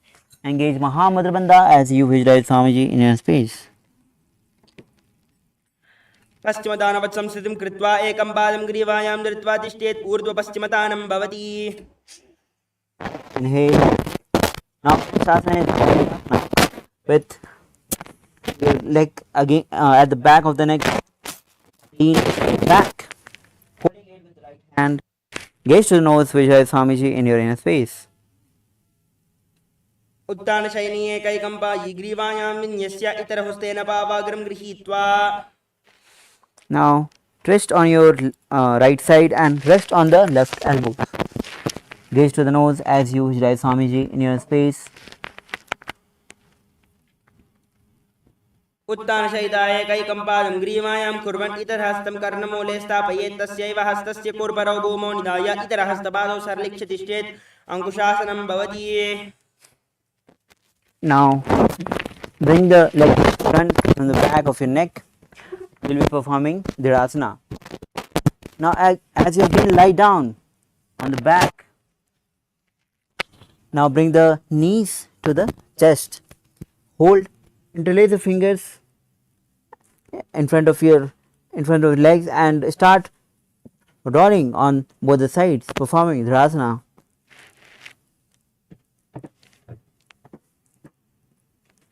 उत्तानशयिनी जानुनी हृदयवस्तम्भजङ्गसस्तौरुणी करद्वये बद्ध्वा सव्यापसव्यं लोडये. दुशासनं भवति. Now again rise up. Be performing Urdhva Paschimottanasana on the other side.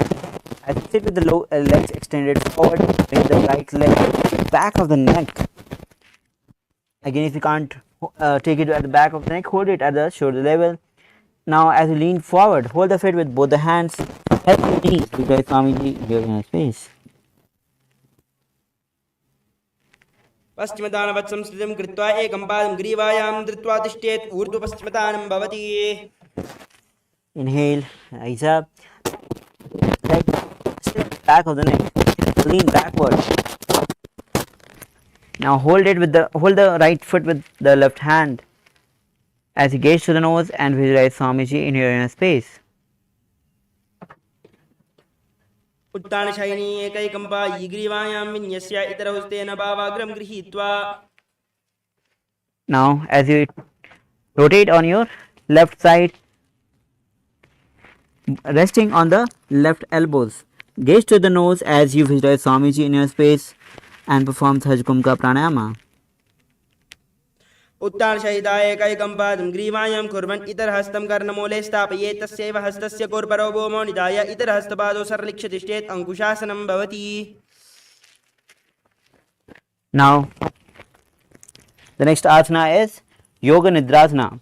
As you still lie down on the back, bring one leg at the back of the neck and then other leg at the back of the neck, interlacing the legs. Now interlace the fingers at the back of your buttocks. Gaze to the third eye as you gaze to the nose as you visualize Swamiji in your inner space. पादाभ्यां वेष्टयेत् कण्ठं हस्ताभ्यां पृष्ठबन्धनं तन्मध्ये शयनं कुर्यात् योगनिद्रा सुखप्रदा. Now the next asana is Atmaramasana.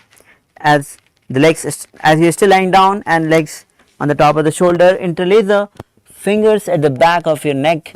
Gaze to the nose as you visualize Lord Vishnu in your inner space.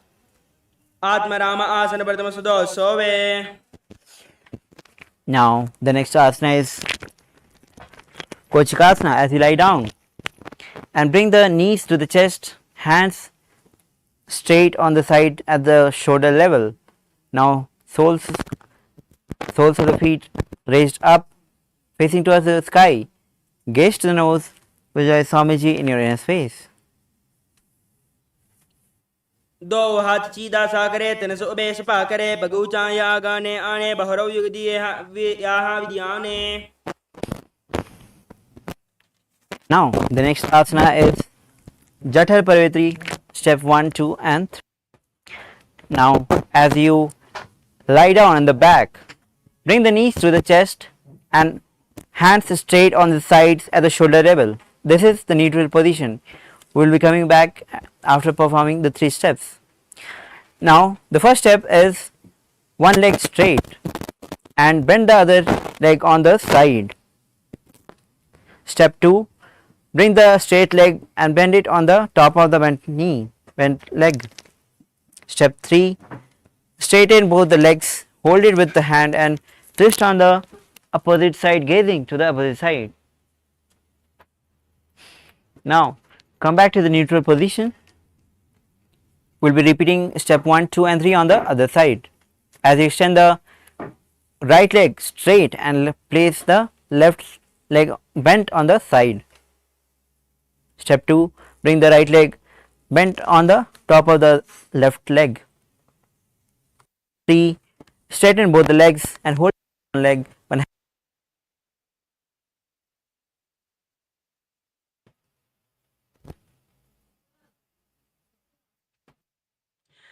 परिवृत्ते कोक्षिबाहि दृदाहि परिकीर्तकं बद्धकोणं सुप्तकोणं ऊर्ध्वकोणमतापि च.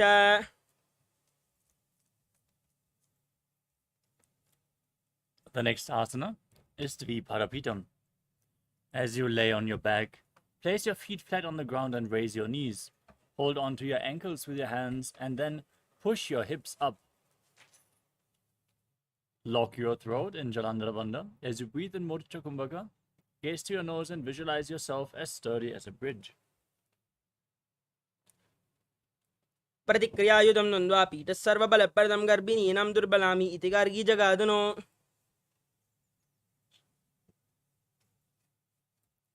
The next asana is Paryankasanam. Laying on your back with your feet flat, bring your hands over top of the respective shoulders. Place your hands on the ground with the fingers pointing towards your feet. Then lift your entire body off the mat. Walk your hands closer towards your feet as you visualize yourself as sturdy as stone furniture and breathe calmly through your nose in Sahadra Kumbhaka. उत्तानशयनं हस्ततलाभ्यां भूमिम् अवष्टभ्यपादतलाभ्यां भूमिं धृत्वा नाभिप्रदेशमूर्ध्वं कुर्यात् पर्यङ्कासनं भवति. Next up is Shvottanasana.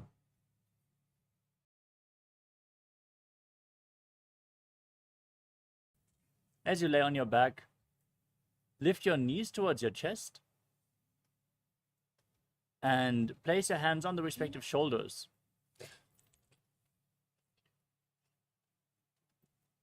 Rotate your hips in a circular motion and visualize yourself as a dog playfully rolling around on its back. शवचरीरं संस्थाप्य जानुनी सम्मील्य नाभवान् ये हस्ताभ्यां कन्दरां बद्ध्वा भामयेत् श्वत्तानं भवति. The next asana is Viparita Karani. As you lay on your back, raise your hips and legs up, keeping your arms on the mat below for support. Now, lock your throat in Jalandhara Bandha. Move your legs in a circular motion and visualize Swamiji in your inner space. अथ विपरीतकरणी मुद्रा भूतले सुशिरौ दत्त्वा. Now, stop the movement of your legs. Keep visualizing Swamiji in Viparita Karani too. करणी विपरीताख्या सर्वादिव्याधिनाशिनी नित्यम् अभ्यासयुक्तस्य जाठराग्नि विवर्धनी. Now lower your legs down and then bring your hips up again. Bring your feet over top of your head. Place your toes down on the ground above you and interlock your fingers behind your back in Padusha Mudra, placing them on the mat for support. Visualize yourself as a plow in Langalasana.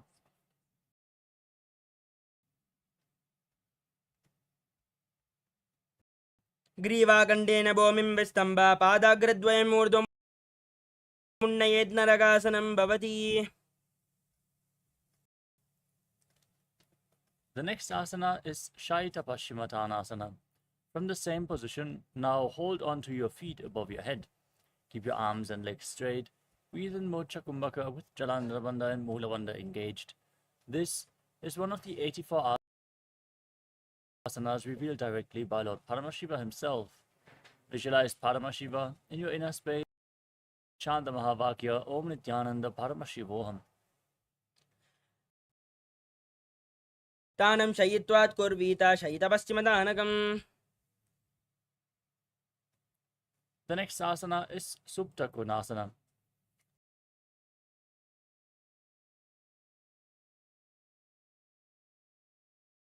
Now, as you lay on your back, with your legs over top of your head, hold onto your feet, bring your hips above the shoulder level, and then open your legs wide.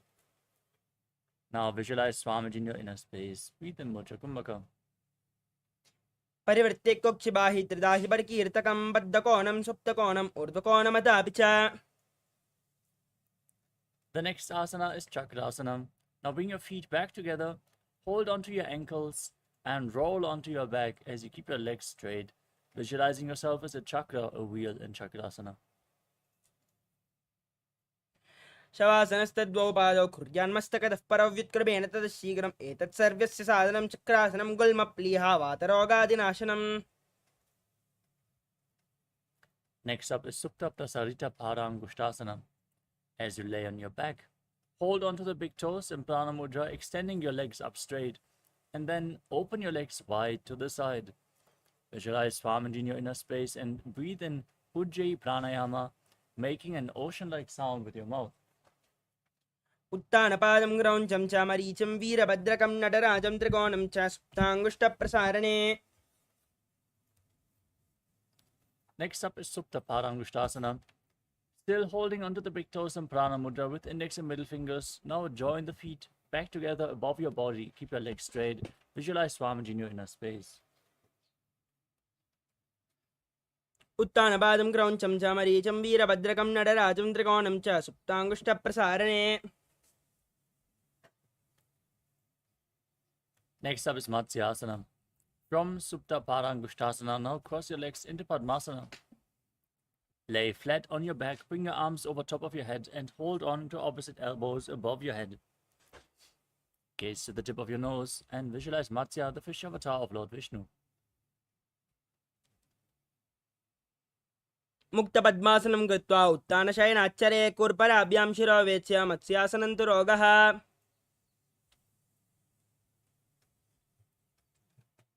From Matsyasana, now place the backside of the right hand on top of the left palm above your head. Maintain Padmasana and gaze to your nose as you visualize Lord Rama in your inner space in Parasharamasana. प्रथमकरे पद्मासन आचे सोदोसो वेबु परिपाचे गोड़ा अर्जुंगाए दो वुबुसो लगिता राशे सोई. Next up is Sarvangasana. As you lay on your back with the legs in Padmasana, now raise your legs and hips up. Bring your hands to the lower back for support with your elbows on the ground. Gaze to the tip of your nose and visualize Swamiji in your inner space. अथवा क्षेत्र संक्षेपात् सर्वांगासनमुत्तमं यत्कृत्वा योगनिबनो विद्याभिः पण्डितो यदा अधो निधाय शीर्षा च ऊर्ध्वपादद्वयं चरेत्.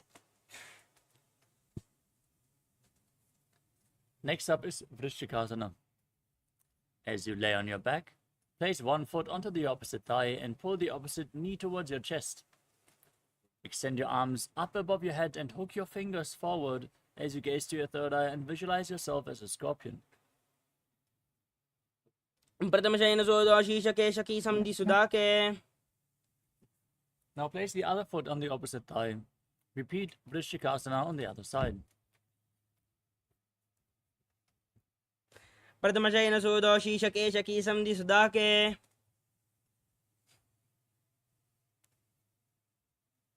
Next up is Vrishaparakshipasana.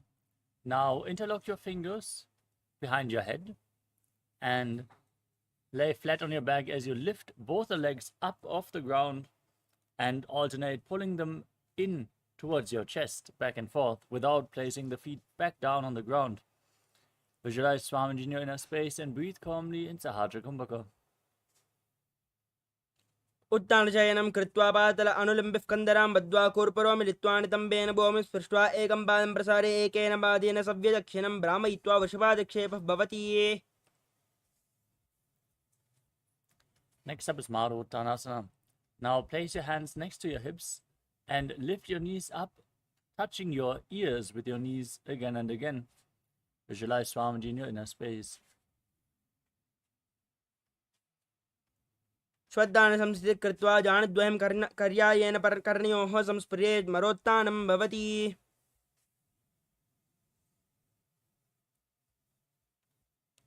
The next asana is Vrikasana. As you lay on your back, place your feet flat and stand up and lay back down again and again, visualizing yourself as a wolf. अथ उत्तानशयनं पातलाभ्यां भूमिं दत्त्वा उत्तिष्ठेत् वृकासनं भवति. Next up is Lutasana. As you lay on your back, kick your legs up and roll over completely, again and again. Visualize Swamiji in your inner space and finally finish in a prone position. उत्तानशयनं पादौ शिरौ लङ्गौ भूमौ स्थापयित्वा निब्जं भूयाति निब्जं शयनं वृष्टिं भूमौ निधाय पुनः पुनः पर्ययेन कर्तव्यं लुतासनं भवति.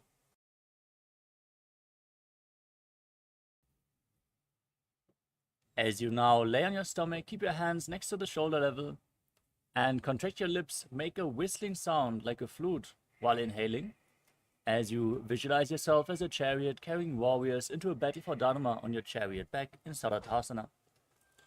निब्जं शयनं कृत्वा नाभिं भूमौ निधाय.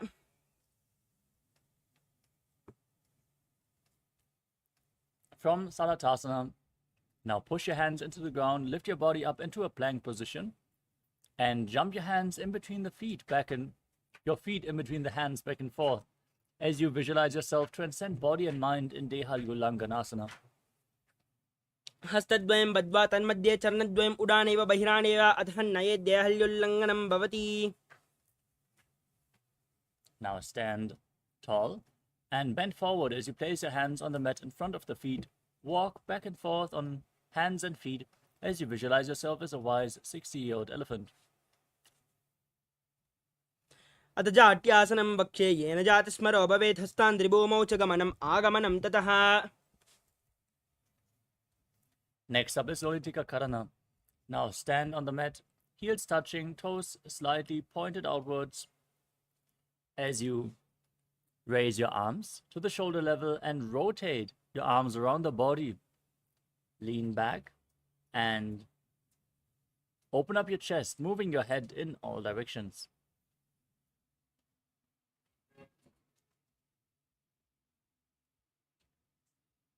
The next asana is Sarapasana. As you stand tall on the mat, tie your feet with a rope if you have one available. Now keep your arms close to the body, elbows at the waist, hands on the thighs. Gaze with eyes wide open in Shambhavi Mudra. And visualize your Kundalini Devi is raising, curling upwards around your body in Sarapasana. अथ सर्पासनं वक्षे वायुपानाय केवलं शरीरं दण्डवत्तिष्ठेत् रज्जुबद्धस्तु पादयो या वै कूडली देवी कूडलाकारमङ्गुले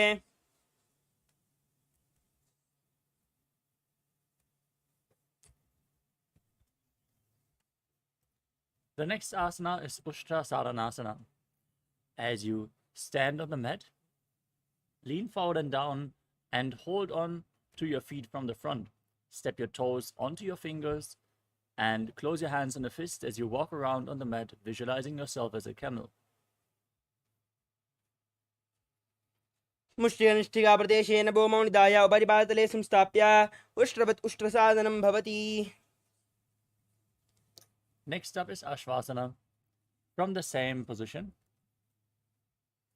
hold your feet from the side and walk around on the mat, visualizing yourself as a horse, Ashva. मुष्टिकनिष्ठिकाप्रदेशेन भूमौ निधाय उपरिपातले संस्थाप्य अश्ववत् शरीरं चलनीयम् अश्वासनं भवति. We move on to Kapota Nitakasana.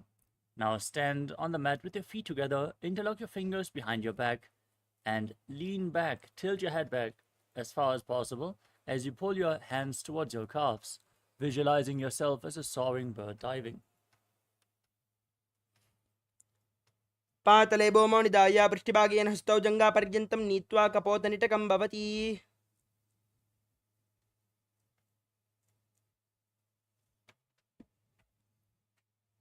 Next up is Tala Pushpa Putam Karana.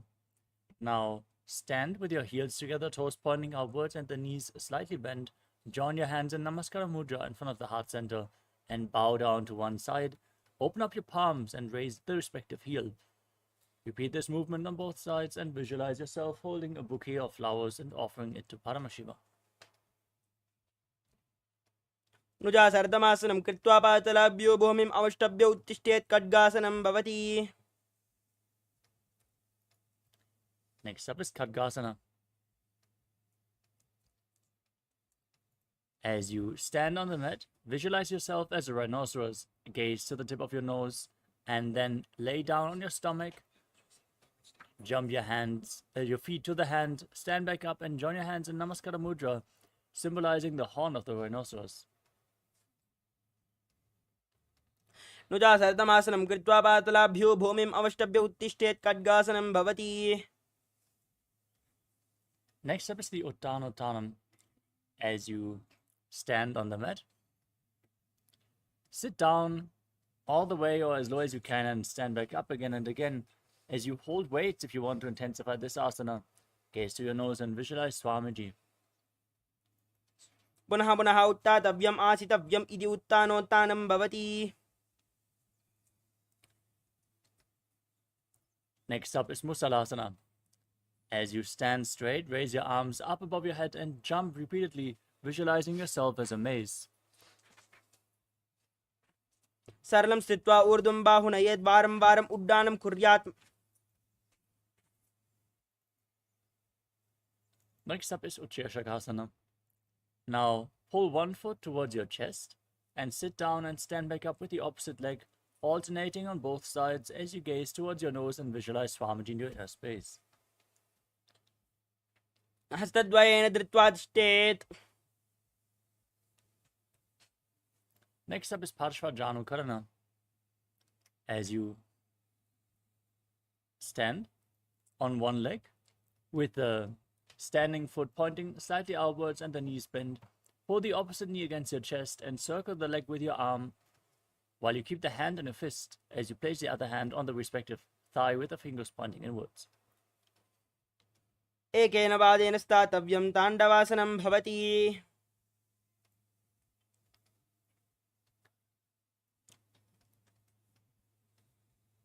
The next asana is Tandavasana. Now visualize yourself fiercely dancing as Lord Shiva. As you extend both your arms and one leg forward, sit down and stand back up. एकेन पादेन स्थातव्यं ताण्डवासनं भवति.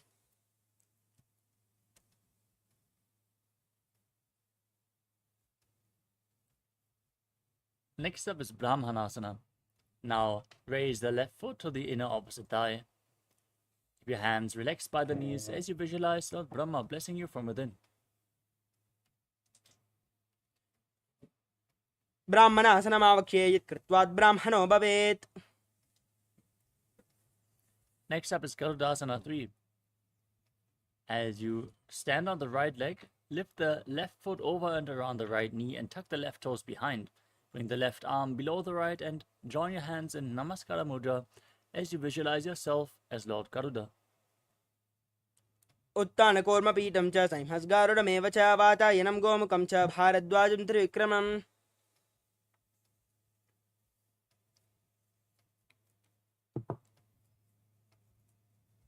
Next up is Ekapadasana. Now place the left foot on the right thigh, stand erect, one-legged. As you visualize Swamiji in your inner space and breathe calmly in Sahadra Kumbhaka. दक्षाग्रं वामपादस्य जङ्घोपरिनिधाय च. Next up is Dhruvasana, the pole star posture.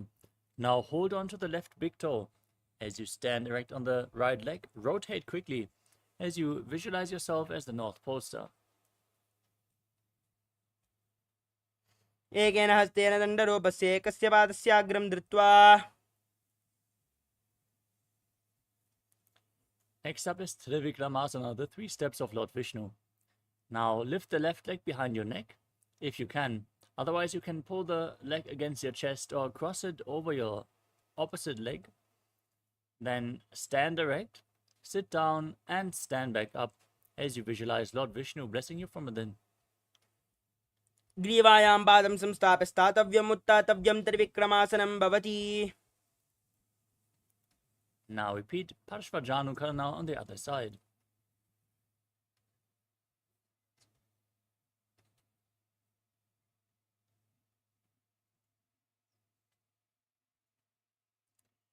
Now stand on the left leg, extend the right, and extend your arms forward as you sit down and stand back up in Tandavasana on the other side.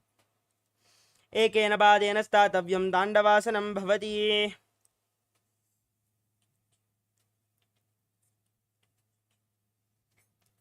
Now place the right foot at the inner opposite thigh in Brahmanasana on the other side. ब्राह्मणासनमावक्ष्ये यत् कृत्वात् ब्राह्मणो भवेत्.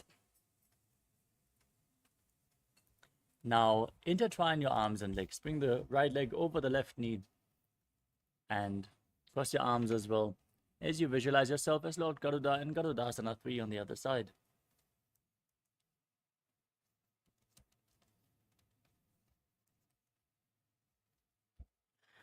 उत्तानकूर्मपीठं च संहस्गारुडमेव च वातायनं गोमुखं च भारद्वाजं त्रिविक्रमम्. Now place the right foot on the left thigh. Keep your hands relaxed by the side as you visualize Swamiji in Ekapadasana. दक्षाग्रं वामपादस्य जङ्घोपरिनिधाय च. Now perform Dhruvasana, the poster posture on the other side. Hold on to the right big toe as you rotate quickly on the standing leg. एकेन हस्तेन दण्डरूपस्य एकस्य पादस्याग्रं धृत्वा. Now bring the right foot behind your neck. Sit down and stand back up in Trivikramasana as you visualize Lord Vishnu blessing you from within. एकेन हस्तेन दण्डरूपस्य एकस्य पादस्याग्रं धृत्वा. Next up is Samanakakarana. Now stand erect on the mat like a rod. Keep your heels together, the hands slightly extended away from the body with the fingers pointing one by one in this natural posture. Relax from all the intense asanas that we just performed as you get ready to enter the final 100 asanas of the sequence, starting off with Gorak Anjali Asana. Now squat down and bring your hands between the thighs and calves as you interlock the fingers in Parusha Mudra. Squat down all the way and bring the finger lock towards your navel. Visualize the great sage Goraknath, founder of the Natha Yoga Hindu Sampradaya. As you perform Jivachala Kumbhaka, inhale all the way and hold your breath, moving the retained prana up, down, left, right, and through the limbs of your body by the force of your will.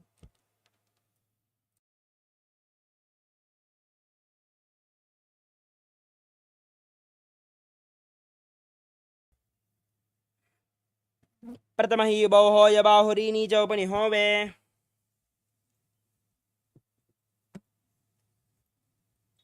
Next up is Kanji Asana.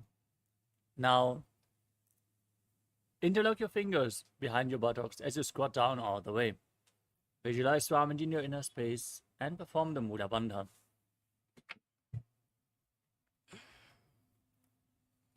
पूर्वमध्यासस्थो निवेश्य नितम्बं धृत्वा पादतलाभ्यां भूमिम् अवष्टभ्य तिष्ठेत् काञ्चासनं भवति. Next up is Bhairavasana. Now sit down on the ground with your heels against the perineum, feet flat, and interlock your fingers behind in Parasha Mudra as you gaze to your navel. Visualize Bhagavan Kala Bhairava, the Lord of Time.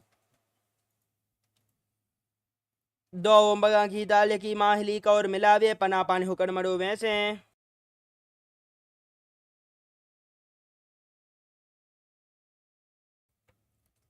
The next asana is Varahasana. As you squat down, feet flat, raise your hands behind your head, joined in Anjali Mudra with the fingers pointing down, keeping your elbows close to your head. As you gaze to the tip of the nose, visualize yourself as Varaha, the boar avatar of Lord Vishnu. पगतली की माहली का और मिलावे पना पानी होकर बैसे. Next up is Prapitasana. Now hold on to the big toes in Prana Mudra as you raise your hips to the same level as your knees. Keep your arms straight and visualize Swamiji in your inner space.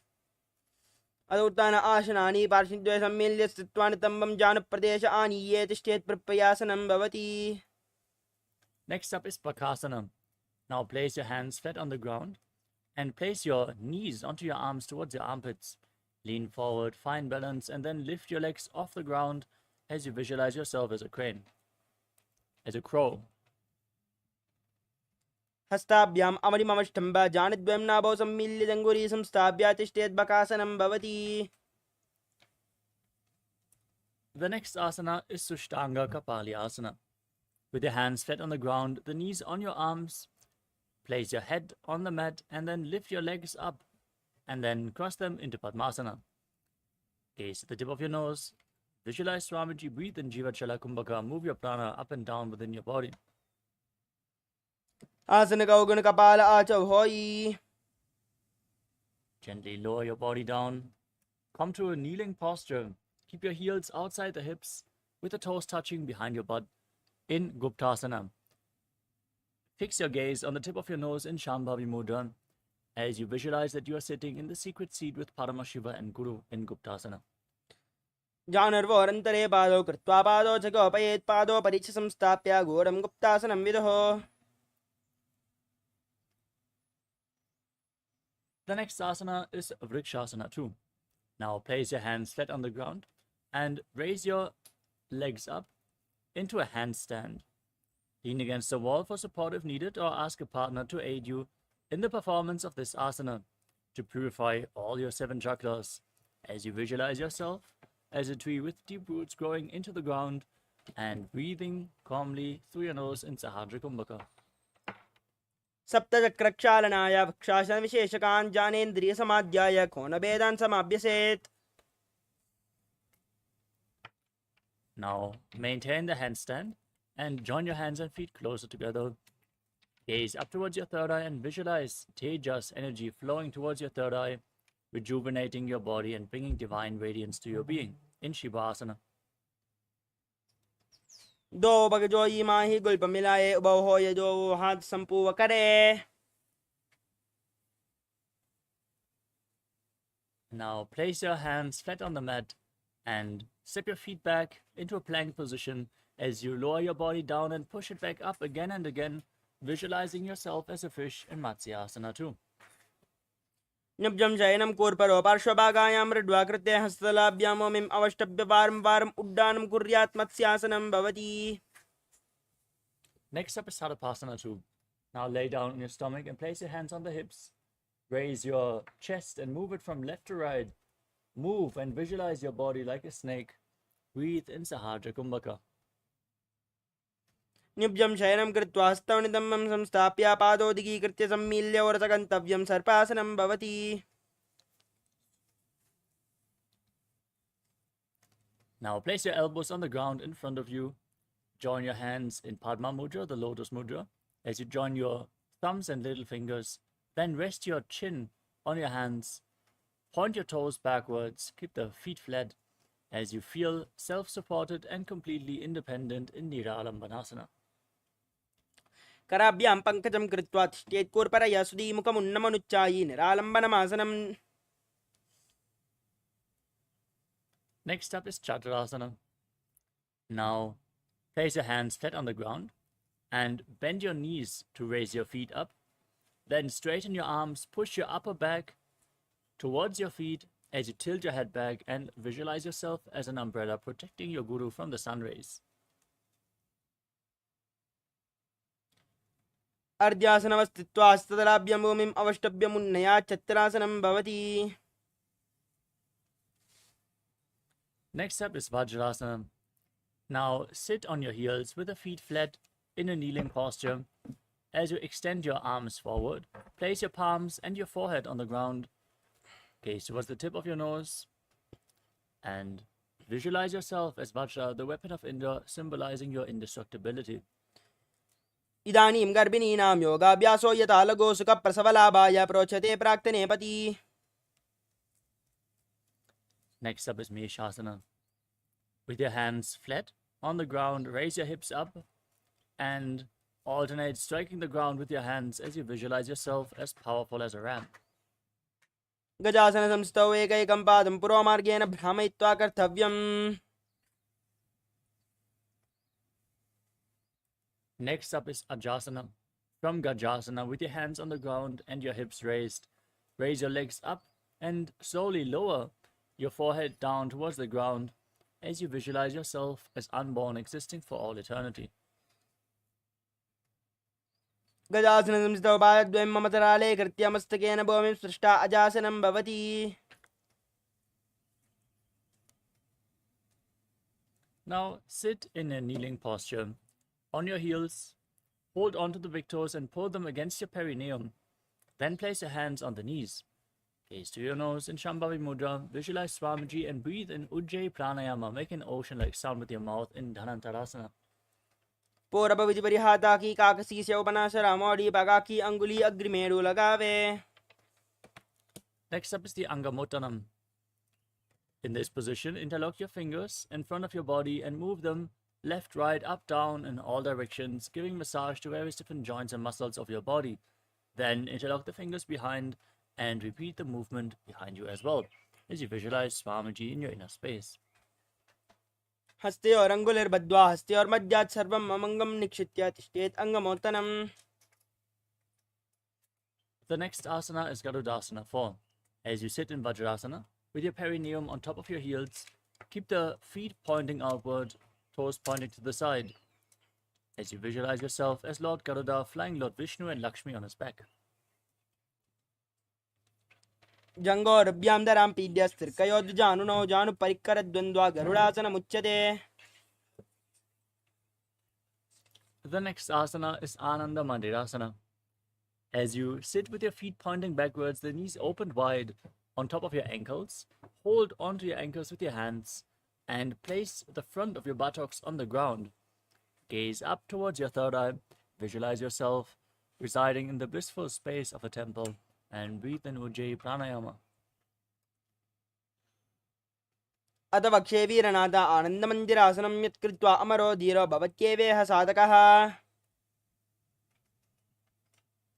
Next up is Mandukasana too. As you keep your knees open wide, the feet overlapping behind, sit on your ankles and place your hands underneath the knees. Then press your tongue up against the roof of your mouth in Manduki Mudra. Visualize yourself as a frog and engage Uddiyana Bandha and Mula Bandha. पृष्ठं सम्पीड्य गुल्पाभ्यां जान्वङ्गे सफले आकृतिः हस्तौ पातले क्षिप्तौ मण्डुकं पादोषहृते.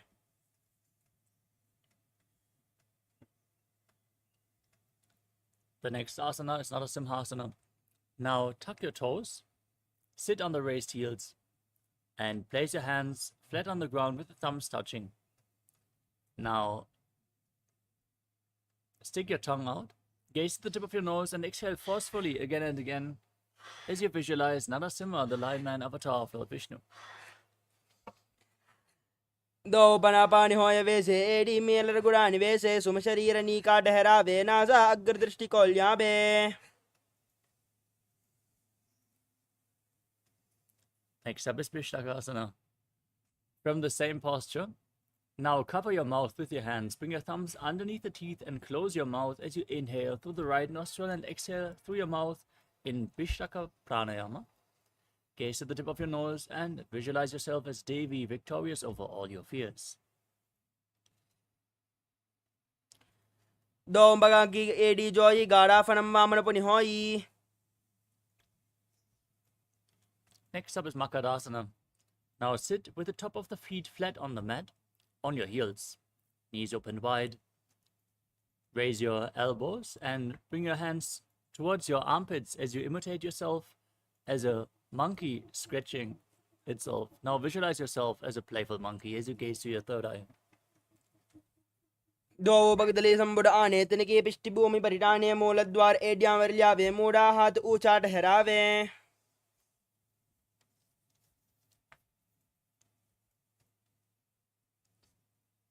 Next up is Vajrasangarasana. Now tuck your toes and bring the soles of the feet together as you sit on the raised heels. Raise your knees off the mat and open them wide as you hold opposite elbows behind your back. Gaze at the tip of the nose and embody diamond-like strength for yourself and your Sangha, your spiritual community. परदमना पानी होय वैसे ए दो AD गुड़ानी वैसे गोड़ा उबारा के तीरा आड़े Y पसारे दीरा.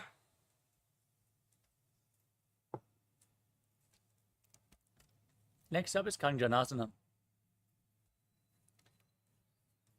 As you cross the feet, sit on top of your heels and keep the knees on the ground as you place your hands on the mat to the side of you. Gaze to your nose and visualize perfect health beyond any and all physical or mental ailments. Breathe in Ujjayi Pranayama and engage Uddiyana Bandha and Mula Bandha. कञ्जनासनमावक्ष्ये यत् कृत्वा सुस्थिरो भवेत् पृष्ठे पातद्वयं बद्ध्वा हस्तो भूमौ प्रधारयेत् भूमौ हस्तद्वयं नाता पातयित्वा निलम्बिवेत् पृष्ठे पादद्वयं बद्ध्वा कञ्जनाने जयी भवेत्.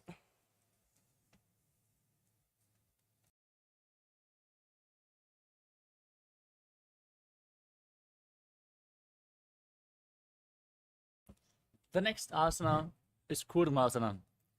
As you keep the feet overlapping and sit on your heels, place your hands on the respective knees. Gaze to the tip of the nose in Shambhavi Mudra and make your upper back and neck stiff like the shell of a turtle as you visualize yourself as a turtle with a stable body and mind to live for centuries. गुल्बोज वृषणस्यादो विक्रमेण समाहितौ ऋजुकाय शिरो ग्रीवं कूर्मासनमिति ईरितम्.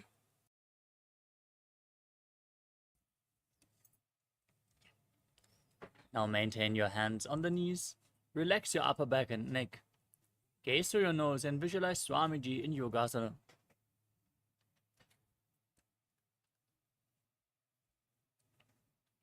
गुल्बोज वृषणस्यादो विक्रमेण समाहितौ ऋजुकाय शिरो ग्रीवं कूर्मासनमिति ईरितम्. Next up is Vijogasana. Now stand on your knees and cross your feet behind, placing your feet close to the opposite knees with your toes tucked. Then hold onto your calves with the fingers inside and the thumbs outside. Gaze up towards your third eye, visualize Swamiji, and visualize a space of eternal oneness, Advaita, with your Guru. गोड़ा मामनो above होई गोड़ा आधारा के दोई दचपाद की पानी रहावे पनोवाम गोड़ा दिगिल्यावे. Next up is Ushtrasana.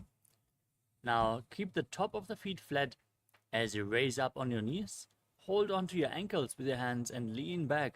Push your hips forward and tilt your head back all the way as you visualize yourself as a camel in Ushtrasana too. मेरुदंड ग्रंथि दाढ्य संपिपादय शुष्पमान कपोतो श्वासनाभ्यासं कुर्यान्मितहितासनः.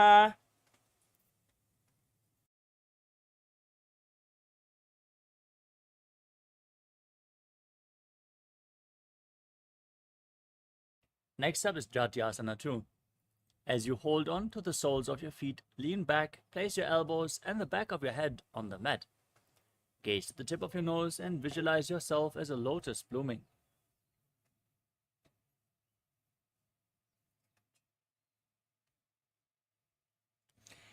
दोवेडी संबुड़करे सोले मूल द्वारी दरी दरे पना पानी हुकड़ हो जबे से बहुरी पिष्टि दिश कर जो ऐसे. Next up is Vidatasana. From the same position, place the back of place your back on the ground and raise up again and again. You can use the support of your hands if needed, as you gaze to your nose and visualize the healing and liberation of all causal subtle forms of your body. जंगाप्ति भूमौ निधाय जंगोदरयोः ऊरुनी संस्थाप्य पृष्ठिवं संवारं वारं स्पृशेत् विराटासनं भवति. The next asana is Kapotasana. In this kneeling posture, now bring your hands behind, hold on to your heels and place your forearms on the ground as you bring your head in between the feet. Visualize yourself as a beautiful dove. Breathe in Ujjayi Pranayama. मेरुदण्डग्रन्थिदाढ्य संपिपादयि शुष्पमान् कपोतोष्ट्रासनाभ्यासं कुर्यान्मितहितासनः. The next asana is Varasana. Now stand on your knees with the toes tucked. Hold on to opposite elbows in front as you gaze to your nose and internally chant the Mahavakya, Om Nithyananda Paramashivoham, as this is the boon fulfilling posture. Receive your boon from Paramashiva. जानुने भूमौ संस्थाप्य हस्ताभ्यां बाहु परस्परं धृत्वा सरलं तिष्ठेद्वरासनं भवति. The next asana is Varahasana 2. As you sit with your perineum on raised heels with the toes tucked, place your forearms on the ground in front of you and rest your head on your hands. Now visualize yourself as Varaha, the boar avatar of Lord Vishnu, and breathe in Ujjayi Pranayama. Make an ocean-like sound with your mouth. सूर्यं चन्द्रं वेदनानि कथयन्ते कूर्परो भूमौ स्थापयित्वा. The next asana is Mundasana. From a kneeling position, place your forearms on the ground, shoulder width apart. Interlock your fingers, place your head on the mat, hold it with your hands, and walk your feet forward, raise your hips, raise the legs up into a headstand posture. Gaze towards the tip of your nose, breathe in Sahaja Kumbhaka as you visualize yourself as a lopped tree. अधो मुण्डासनं वक्षे सर्वेषां प्राणिनां सुखम् ऊर्ध्वमार्गे पदे दत्त्वा धारयन्मारुतं सिद्धिः सर्वासनं श्रेष्ठं हि ऊर्ध्वपादौ यदाचरेत् तदैव महजं सिद्धिं तदाति वायवी कला. Gently lower your legs down. Come to a kneeling position. Keep your feet flat and lean forward and down. Bring your head in between the knees. Hold on to your head with both hands, elbows outside the knees. Inhale through your nose in Sahaja Kumbhaka and exhale through your mouth in this asana. As you gaze to your nose and visualize Swamiji in your inner space in Andhasana. प्रथम भगतली समडहरावे कोरमाहिली उभय मिलावे पनापानि हुक्कड़ करबे से दो वेड़ गूढ़ानि वैसे. Next up is Viparita Shalabhasana. Now lay down on your stomach and bring your hands above your head. Hold on to weights if you want to intensify this asana. As you raise your legs, arms and chest off the mat and hold, visualizing yourself as a locust. शलभासन भेदाश्च नतबेरुण्ड नामके गन्धबेरुण्ड शयिते शीर्षदण्डासनं तथा. Next up is Kapalasana, the skull posture. Now bring your hands next to the hips with the palms facing down. Place your forehead on the mat and raise your legs up as you visualize a skull representing the mind with purified thoughts and the strong will to attain enlightenment. कपालं भूमौ निधाय ऊर्ध्वं बाहुदौ नयेत् कपालासनं भवति. Next up is Akasha Kapotasana. As you keep your hands next to the hips, raise your hips and legs up. Bring your feet in front of your head as you try to touch the ground with the toes as you visualize yourself as a free and open dove.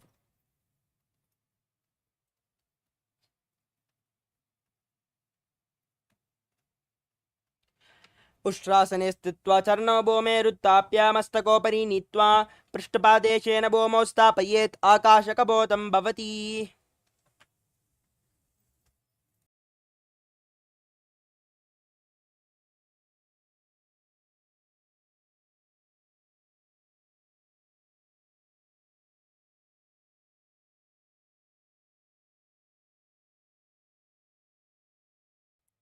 The next asana is Chatakasana.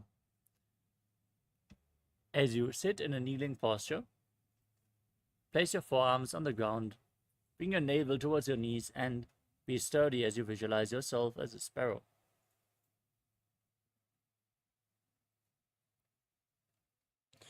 कोर्परापर्यन्तौ हस्तौ धरामवष्टभ्यजानुनीनाभो सङ्कुच्य तिष्ठेतं चटकासनं भवति.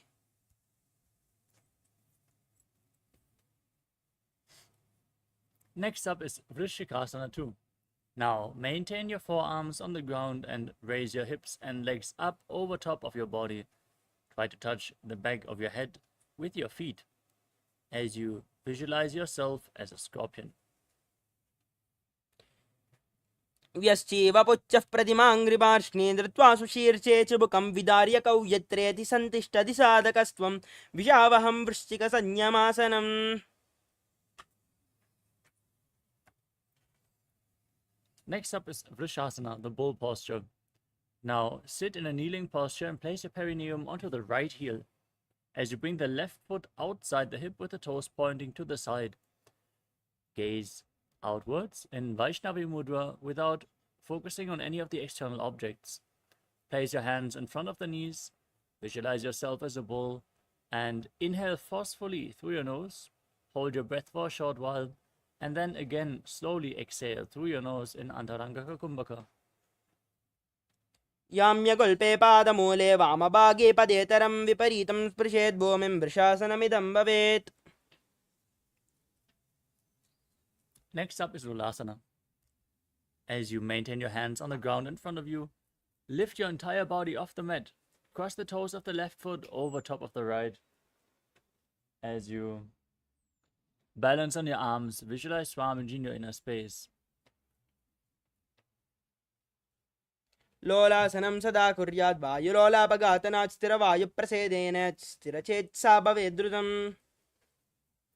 Now place your perineum onto the left heel. Keep the right foot outside the hip. In Vrishasana on the other side as you visualize yourself as a bull. याम्यगुल्पे पादमूले वामभागे पदेतरं विपरीतं स्पृशेत् भूमिं वृषासनमिदं भवेत्.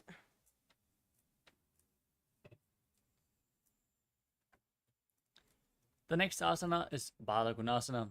Now tuck the toes of the left foot and sit on the raised left heel.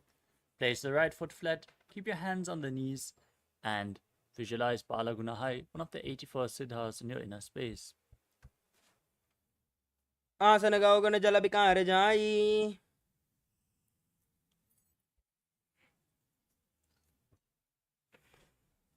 We move on to Grahasana. Now stand up and bring your hands in between the legs and squat down, holding on to your ankles from the outside. Now visualize yourself as the entire planet as you keep breathing in Antarangaka Kumbhaka. पातले संस्थाप्य जानमध्ये कूर्परो संस्थाप्य गुल्पप्रदेशो धृत्वा तिष्ठेत् ग्रहासनं भवति.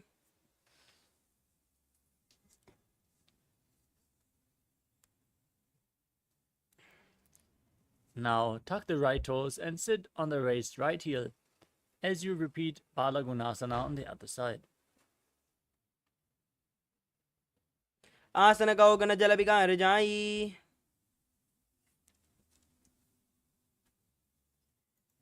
The next asana is Utkatasana.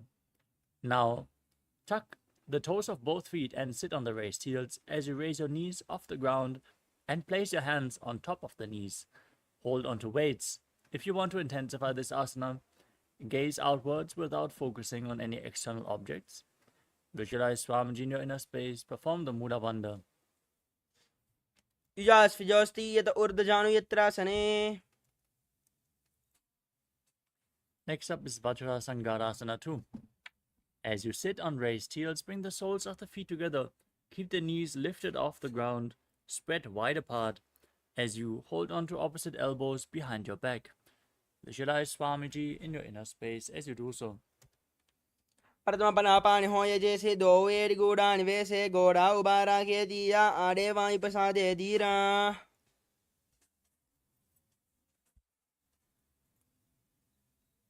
Next up is Anilasana.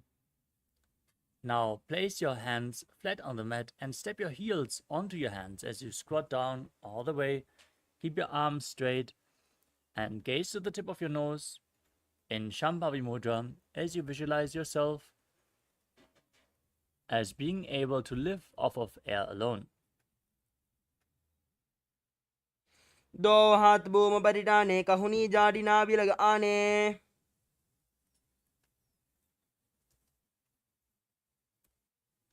Next up is Padukasana. Now stand tall on the mat and place the back side of your hands on the mat in front of you. Step your feet onto your hands and wrap your hands around the feet like a shoe. As you walk around on the mat, visualize yourself wearing Padukas, performing a Padayatra all throughout India in Padukasana. Hastatalayoho padale kritva tishtet gachet padukasanam bhavati. Next up is Kukkutoddanasana. As you place your hands on the ground in front of you, jump your legs up and let them fall back down again and again, visualizing yourself as a rooster. Hastatale bomo kritva padale cha urdvam mundanam kritva bomo patet ittam punaf punaf kuryat kukkutoddanam bhavati. The next asana is Viparita Nrityasana. Now keep your hands flat on the ground and jump your legs up into a handstand as you dance around on two hands and feel yourself become free of all inhibitions. Hastatalabyam bomim avashtabya urdvam padagre kurvan hastatalabyam nartanam kartavyam viparita nrityam bhavati.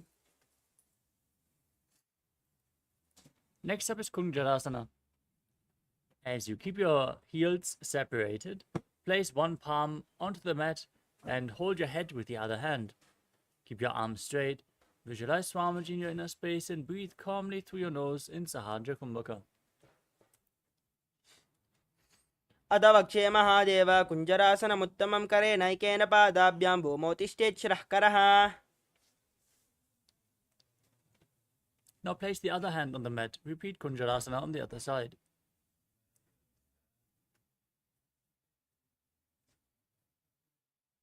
Adavakshe mahadeva kunjarasanam uttamam kare naikena padabhyam bomotishtet shrahkaraha.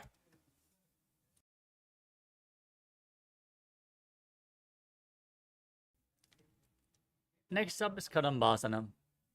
As you squat down all the way, hold on to your ankles, and then raise your feet off the mat and visualize yourself as a Kadamba tree, a pious tree that promotes a long life.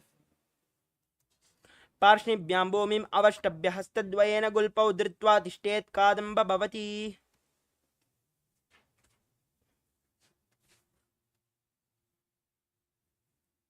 Next up is Pavana Muktasana. Now place your feet flat on the ground and pull opposite knees against your chest with your hands as you visualize any excess vata being released from or balanced within your system.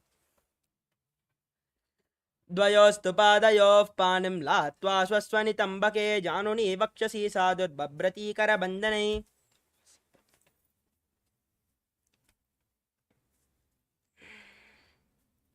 The next asana is Chakorasana.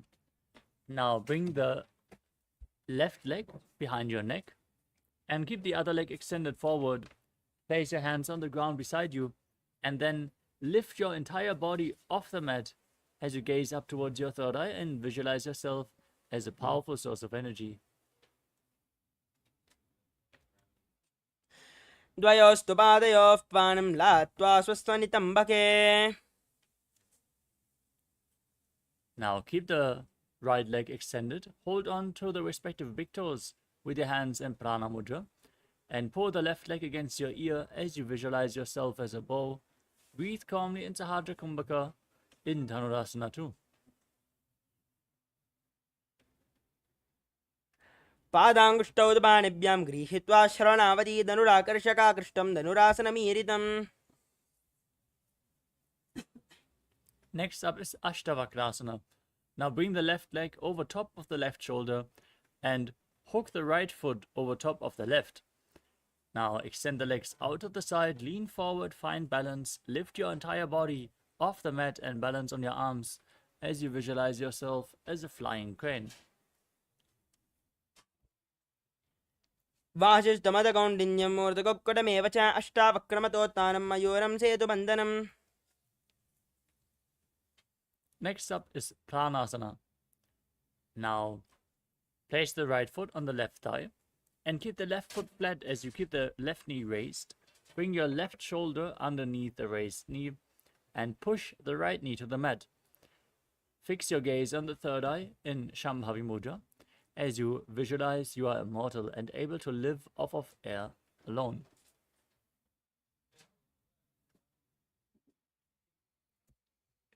एतत् प्रभेदं वक्ष्यामि करोति यस्य चामरः एकपादमुरो बद्ध्वा स्कन्धेऽन्यपादरक्षणम्.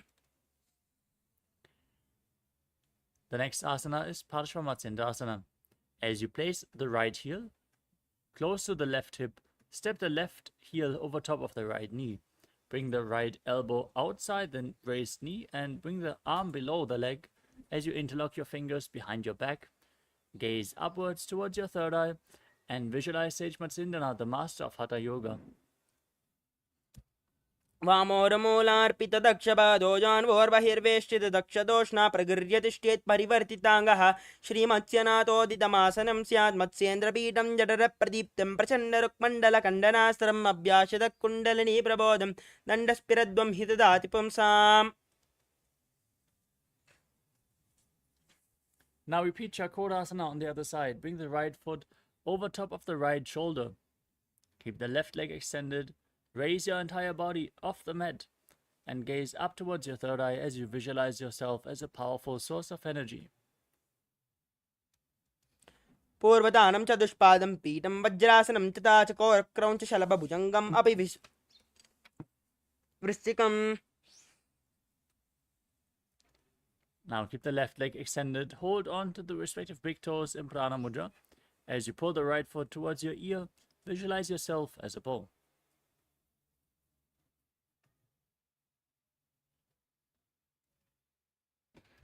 पादाङ्गुष्टौ पाणिभ्यां गृहीत्वा श्रवणावधि धनुराकर्षकाकृष्टं धनुरासनमीरितम्.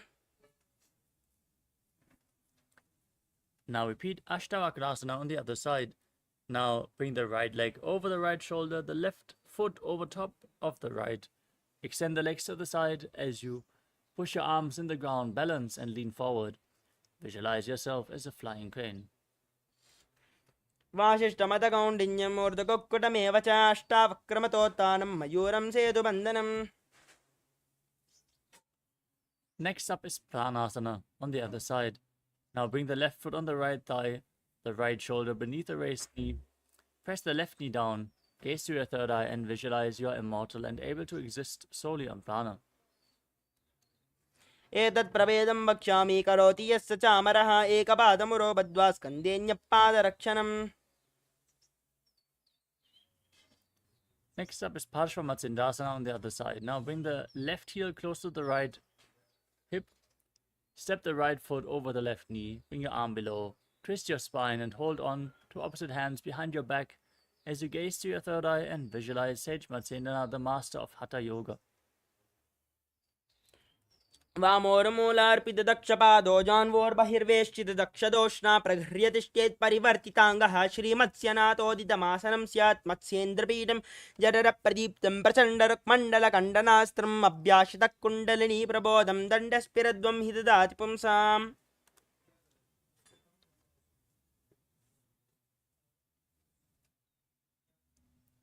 The next asana is Ardha Paschimottanasana. Now, press the left heel against the perineum and keep the right leg extended forward. Lean forward and down. Hold on to the front foot with both hands as in Paschimottanasana. Bring your head to the knee and visualize Swamiji in your inner space as you gaze outwards in Vaishnavi Mudra without focusing on any external objects, while moving your retained prana freely through your system by the force of your will in Jiva Chala Kumbhaka.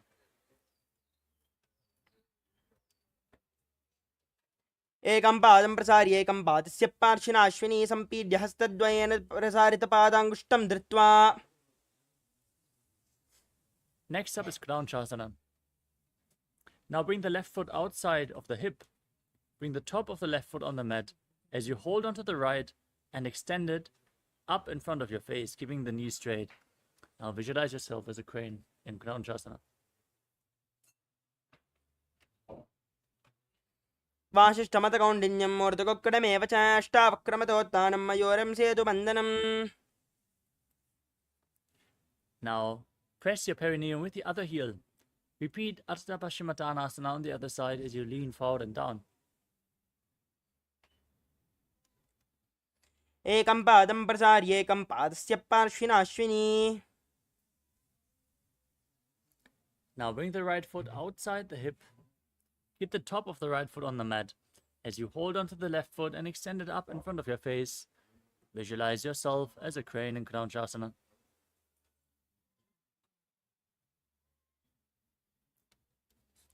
वासिष्ठमतकौण्डिन्यं मूर्धकोक्कडमेव च अष्टावक्रमतोत्थानं मयूरं सेतुबन्धनम्. उत्थानपादं क्रौञ्चं च मरीचिं वीरभद्रकं नटराजं त्रिकोणं च सुप्ताङ्गुष्ठप्रसारणे.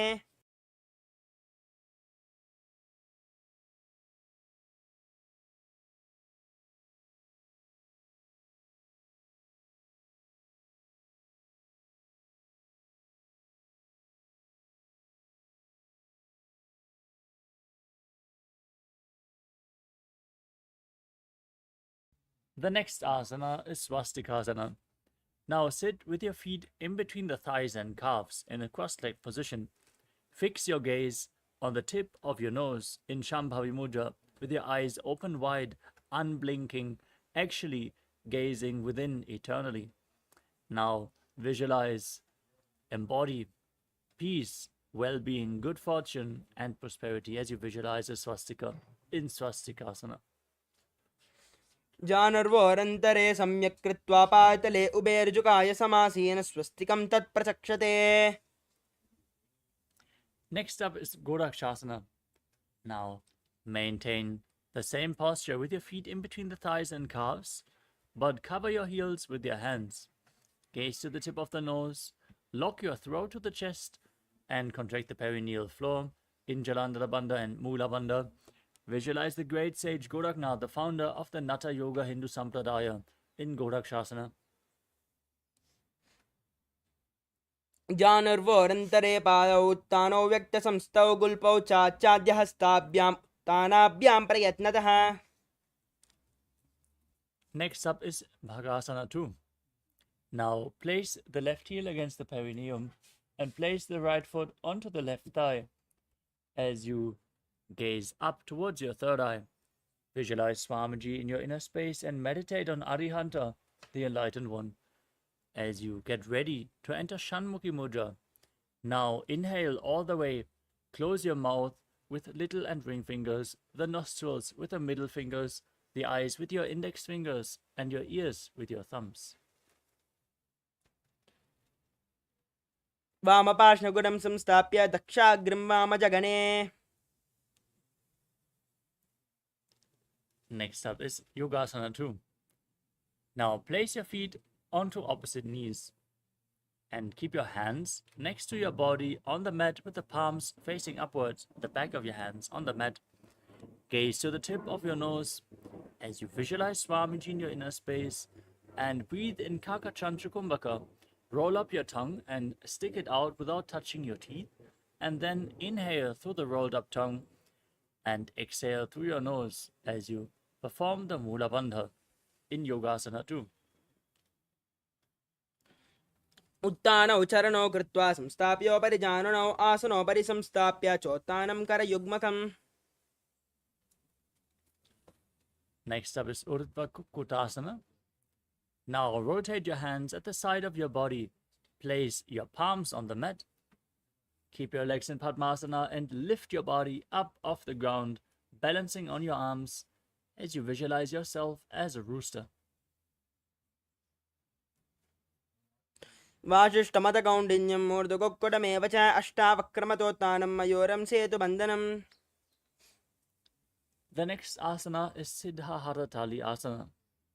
Now bring your hands in between the legs. Place your palms on the ground without lifting your body up. Stay seated on the mat. Gaze to the tip of your nose. Visualize Swamiji in your inner space. And breathe in Kakachantra Kumbhaka. प्रथम पद्मासन को करे हस्तदो वो गोड़ासन दिदरे ube हथेली बूबदेरी राखे पोछा गोड़ासन दिमा हिदाके. The next asana is Hamsasana. As you push your hands into the ground and lift your entire body up in Padmasana. Fix your gaze on the nose and visualize yourself as an elegant swan. कुक्कुटासनस्थित्वा स्कन्दपर्यन्तम् ऊरुनि नीत्वा तिष्ठेत् हंसासनं भवति. Next up is Karmukasana. As you visualize yourself as Pinaka, Lord Shiva's bow, bring your hands in between the legs and push them behind your body. Lean forward and down, place your forehead on the ground, and interlock your fingers behind in Parusha Mudra. As you keep breathing in Kakachantra Kumbhaka and perform the Mula Bandha. प्रथम पद्मासन को करे गोड़ासन दिमा हिदरे. The next asana is Kurmasana too. As you sit in Padmasana, bring your hands in between the legs and bend your elbows to hold onto the respective shoulders with your hands. Now visualize yourself as a turtle having a stable body and mind to live for hundreds of years. बामी जंगबर दक्षिण पावा दहिनी जंगबर बामिल्यावे. Now, from the same posture, tuck your chin to the chest. In Jalandhara Bandha, gaze at the tip of your nose and rejoice, knowing you're sitting in Shiva's secret knot posture, Granthi Bhedasana.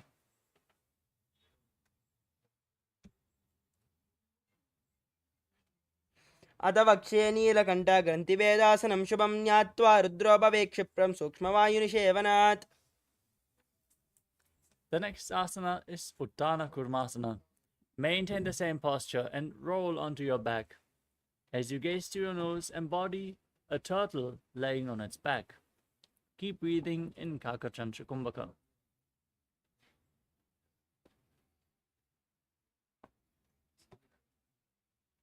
कुक्कुटासनबन्धस्थं कराभ्यां धृतकण्डनं पीठं कूर्मवदुत्थानम् एतम् उत्तानकूर्मकम्.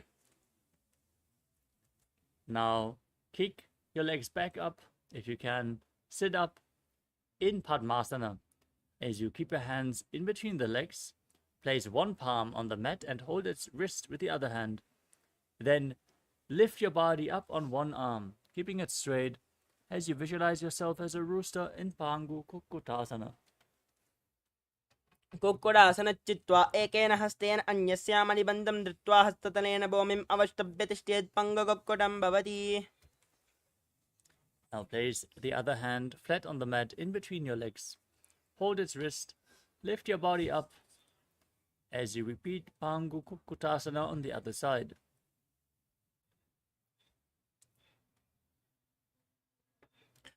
कुक्कुटासनच्चित्वा एकेन हस्तेन अन्यस्यामनिबन्धं धृत्वा हस्ततलेन भूमिम् अवष्टभ्य तिष्ठेत् पङ्गकुक्कुटं भवति. Next up is Gridrasana.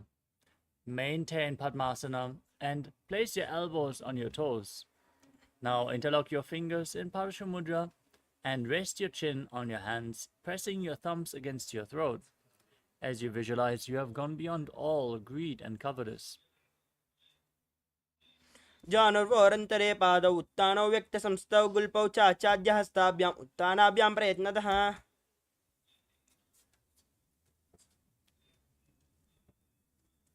The next asana is Padmasana 3. As you sit in Padmasana, Place the backside of one hand onto the other. Keep your hands in your lap with the palms facing upwards. As you gaze to the tip of your nose, visualize Swamiji and engage all three bandhas. उत्तान उच्चारणौ विधाय विधिवत् शक्तिस्थितौ योगिरात्. The next asana is Padmasana 4. Now place your hands on the respective knees. Gaze to the tip of your nose and visualize Paramashiva in your inner space. As you perform the Muda Bandha, internally chant Om Nithyananda Paramashivoham. एतत् पद्मासनं कुर्यात् प्राणवायु प्रसिद्धे शुभासनं सदा ध्यायेत् पूरयित्वा पुनः पुनः. Next up is Karmukasana 2. Now maintain one hand on the respective knee and place the other hand around the respective big toe in Prana Mudra. Move the big toe round and round in a circular motion. As you visualize yourself as Pinaka, Lord Shiva's bow, then repeat the movement on the other side.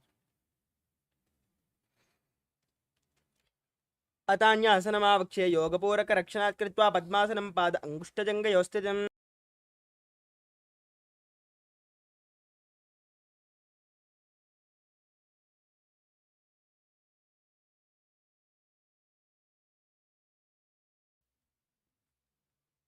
Next up is Karmukasana 2. With your legs in Padmasana, cross your arms behind your back.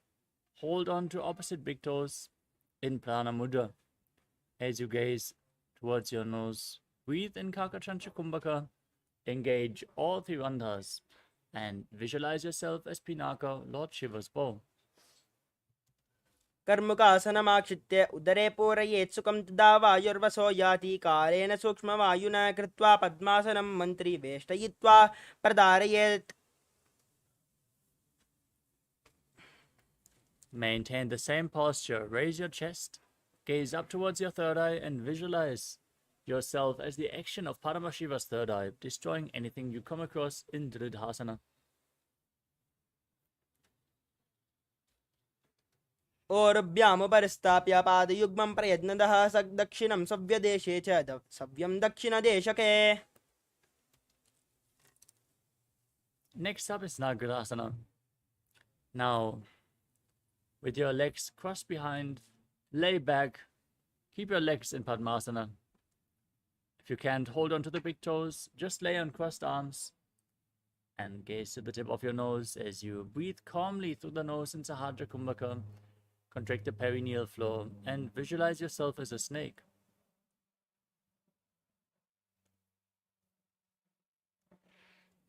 प्रथम पद्मासन कोटाने दो हाथ पाचाने आने पाद अंगूठा पकड़े आने सोवे कहुन्या कुल्या पानी. Now free your arms and legs. Pull your knees against your chest and circle your legs with your hands interlocked in Parashumudra. Squeeze your body into a ball as you bring your chin towards your knees. Breathe through your nose in Kandukasana. वेत्रासने स्थित्वा हस्तपादान् निष्कुष्य ऊर्ध्वं नयेत् पृष्ठवंशेन भूमिं पोतते कन्दुकासनं भवति. The next asana is Urdhva Pavanasana. As you lay on your back with your feet flat, interlock your fingers behind your head. Gaze towards your nose. Visualize Swamiji in your inner space.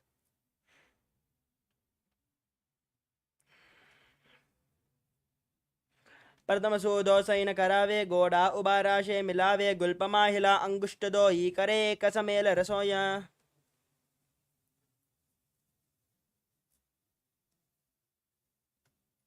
Now, as you lay on your back, with your feet flat, place upturned palms underneath your heels. Step your heels onto your palms as you push your hips up high. Visualize yourself as a powerful alpha ape and breathe in Mocha Kumbhaka with Jalandhara Bandha and Muda Bandha engaged in Marakata Pitasana. उत्तानशयनं पातले उत्तानहस्तयोः स्थापयेत् पृष्ठभागं मूत्रमय्येत् मर्कटपीठं भवति. Next up is Uttana Shikipita Kasana. As you lay on your back, raise your hips and bring your hands to the lower back. Your elbows should bear the weight of your body as you point the toes, extend your legs, and gaze to your nose, visualizing Swamiji in your inner space. जङ्गोरुबलहीनश्चेत् उत्तानश्किबीडकम् अप्रमक्तः प्रकुर्वीत बुद्धेः पराग्विजितेन्द्रियः. Next up is Narakasana. Now raise your legs up and place your arms on the mat for support as you visualize yourself blissfully traversing through Naraka Loka unscathed in Narakasana. ग्रीवाकण्ठेन भूमिं विस्तम्भ पादाग्रद्वयं मूर्धमुत्तरयेत् नरकासनं भवति. Now bring your hands to the lower back, straighten your legs, and then slowly lower and anchor them, keeping your core engaged as you visualize yourself as a boat crossing the ocean of samsara in Tiryannaukasana. नौकावत् स्थित्वा ऊर्ध्वपादाग्रद्वयम् आम्नयेत् तिर्यन्नौकासनं भवति. Now bring your arms back to the mat. Keep your legs straight, sturdy like a flagpole, as you visualize yourself as the Kailasa flag, respected across all nations in Dvajasana. तिर्यन्नौकावत् ग्रीवापृष्ठकूर्परैः भूमिम् अवष्टभ्यमस्तकलाकेशेन पादाग्रद्वयम् ऊर्ध्वनयेद्वजासनं भवति. Now lower your entire body down to the mat. Keep your hands next to your hips, palms facing up in Mritasana. As you perform the Shakti Chalan Mudra once more, pulling the Kundalini Shakti up along your spine from the Muladhara to the Sahasrara Chakra. Now, unclutch from any external or internal movements. Be completely still as you visualize your body is dead and Swamiji, the Supreme Pontiff of Hinduism, is liberating you. Internally chant Om Nithyananda Paramashivoham. उत्तानं शववद्भूमौ शयनं तु शवासनं शवासनं श्रमहरं चित्तविश्रान्तिकारणम्.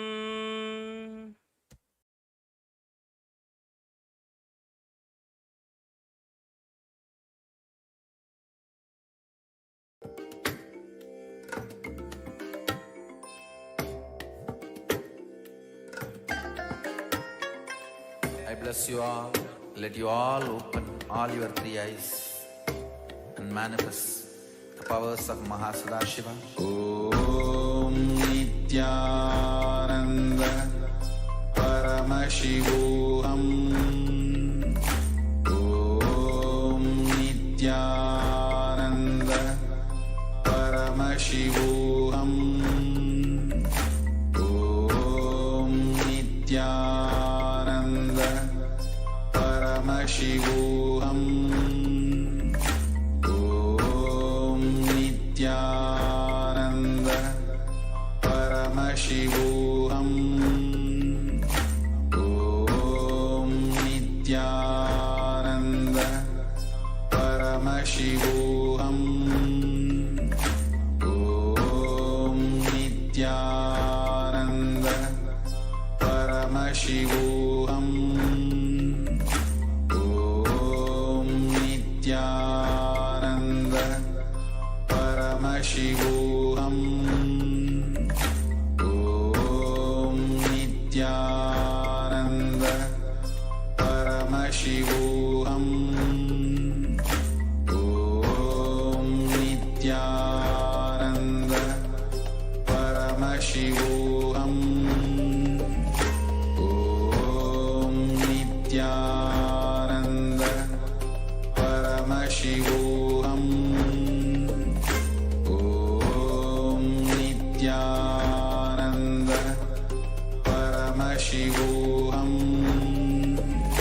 Om Nithyananda Paramashivoham. Om Nithyananda Paramashivoham. Om Paramashivoham.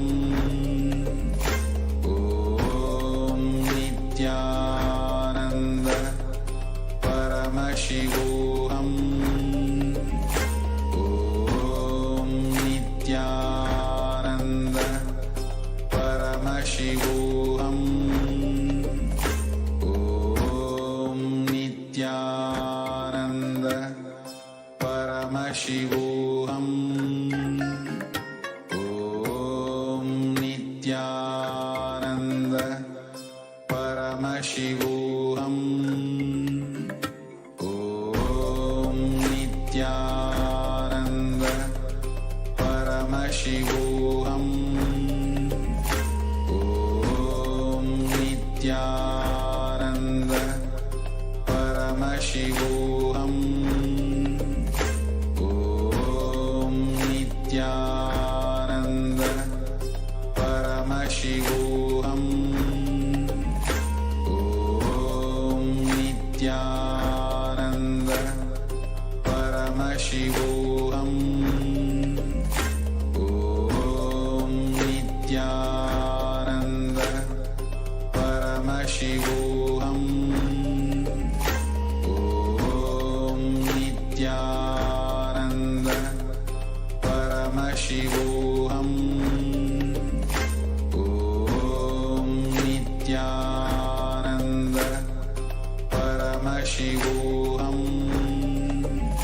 Om Nithyananda Paramashivoham. Om Nithyananda. Slowly return to your physical body. Start to wiggle your fingers and toes, your wrists and your ankles, your elbows and your knees. Pull your knees up towards your chest and encircle them with your hands.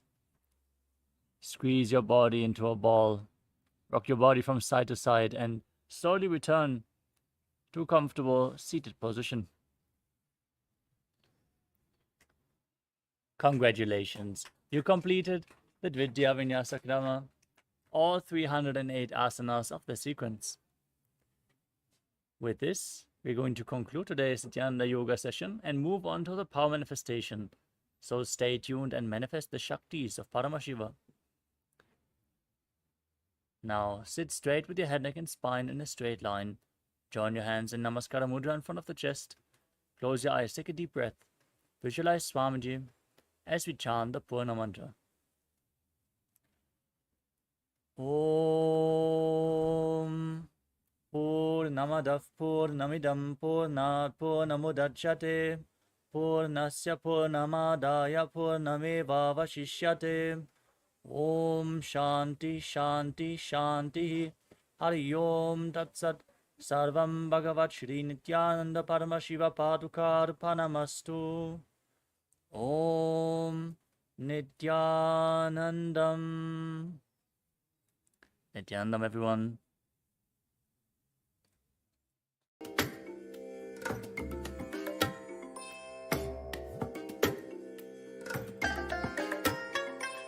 I bless you all.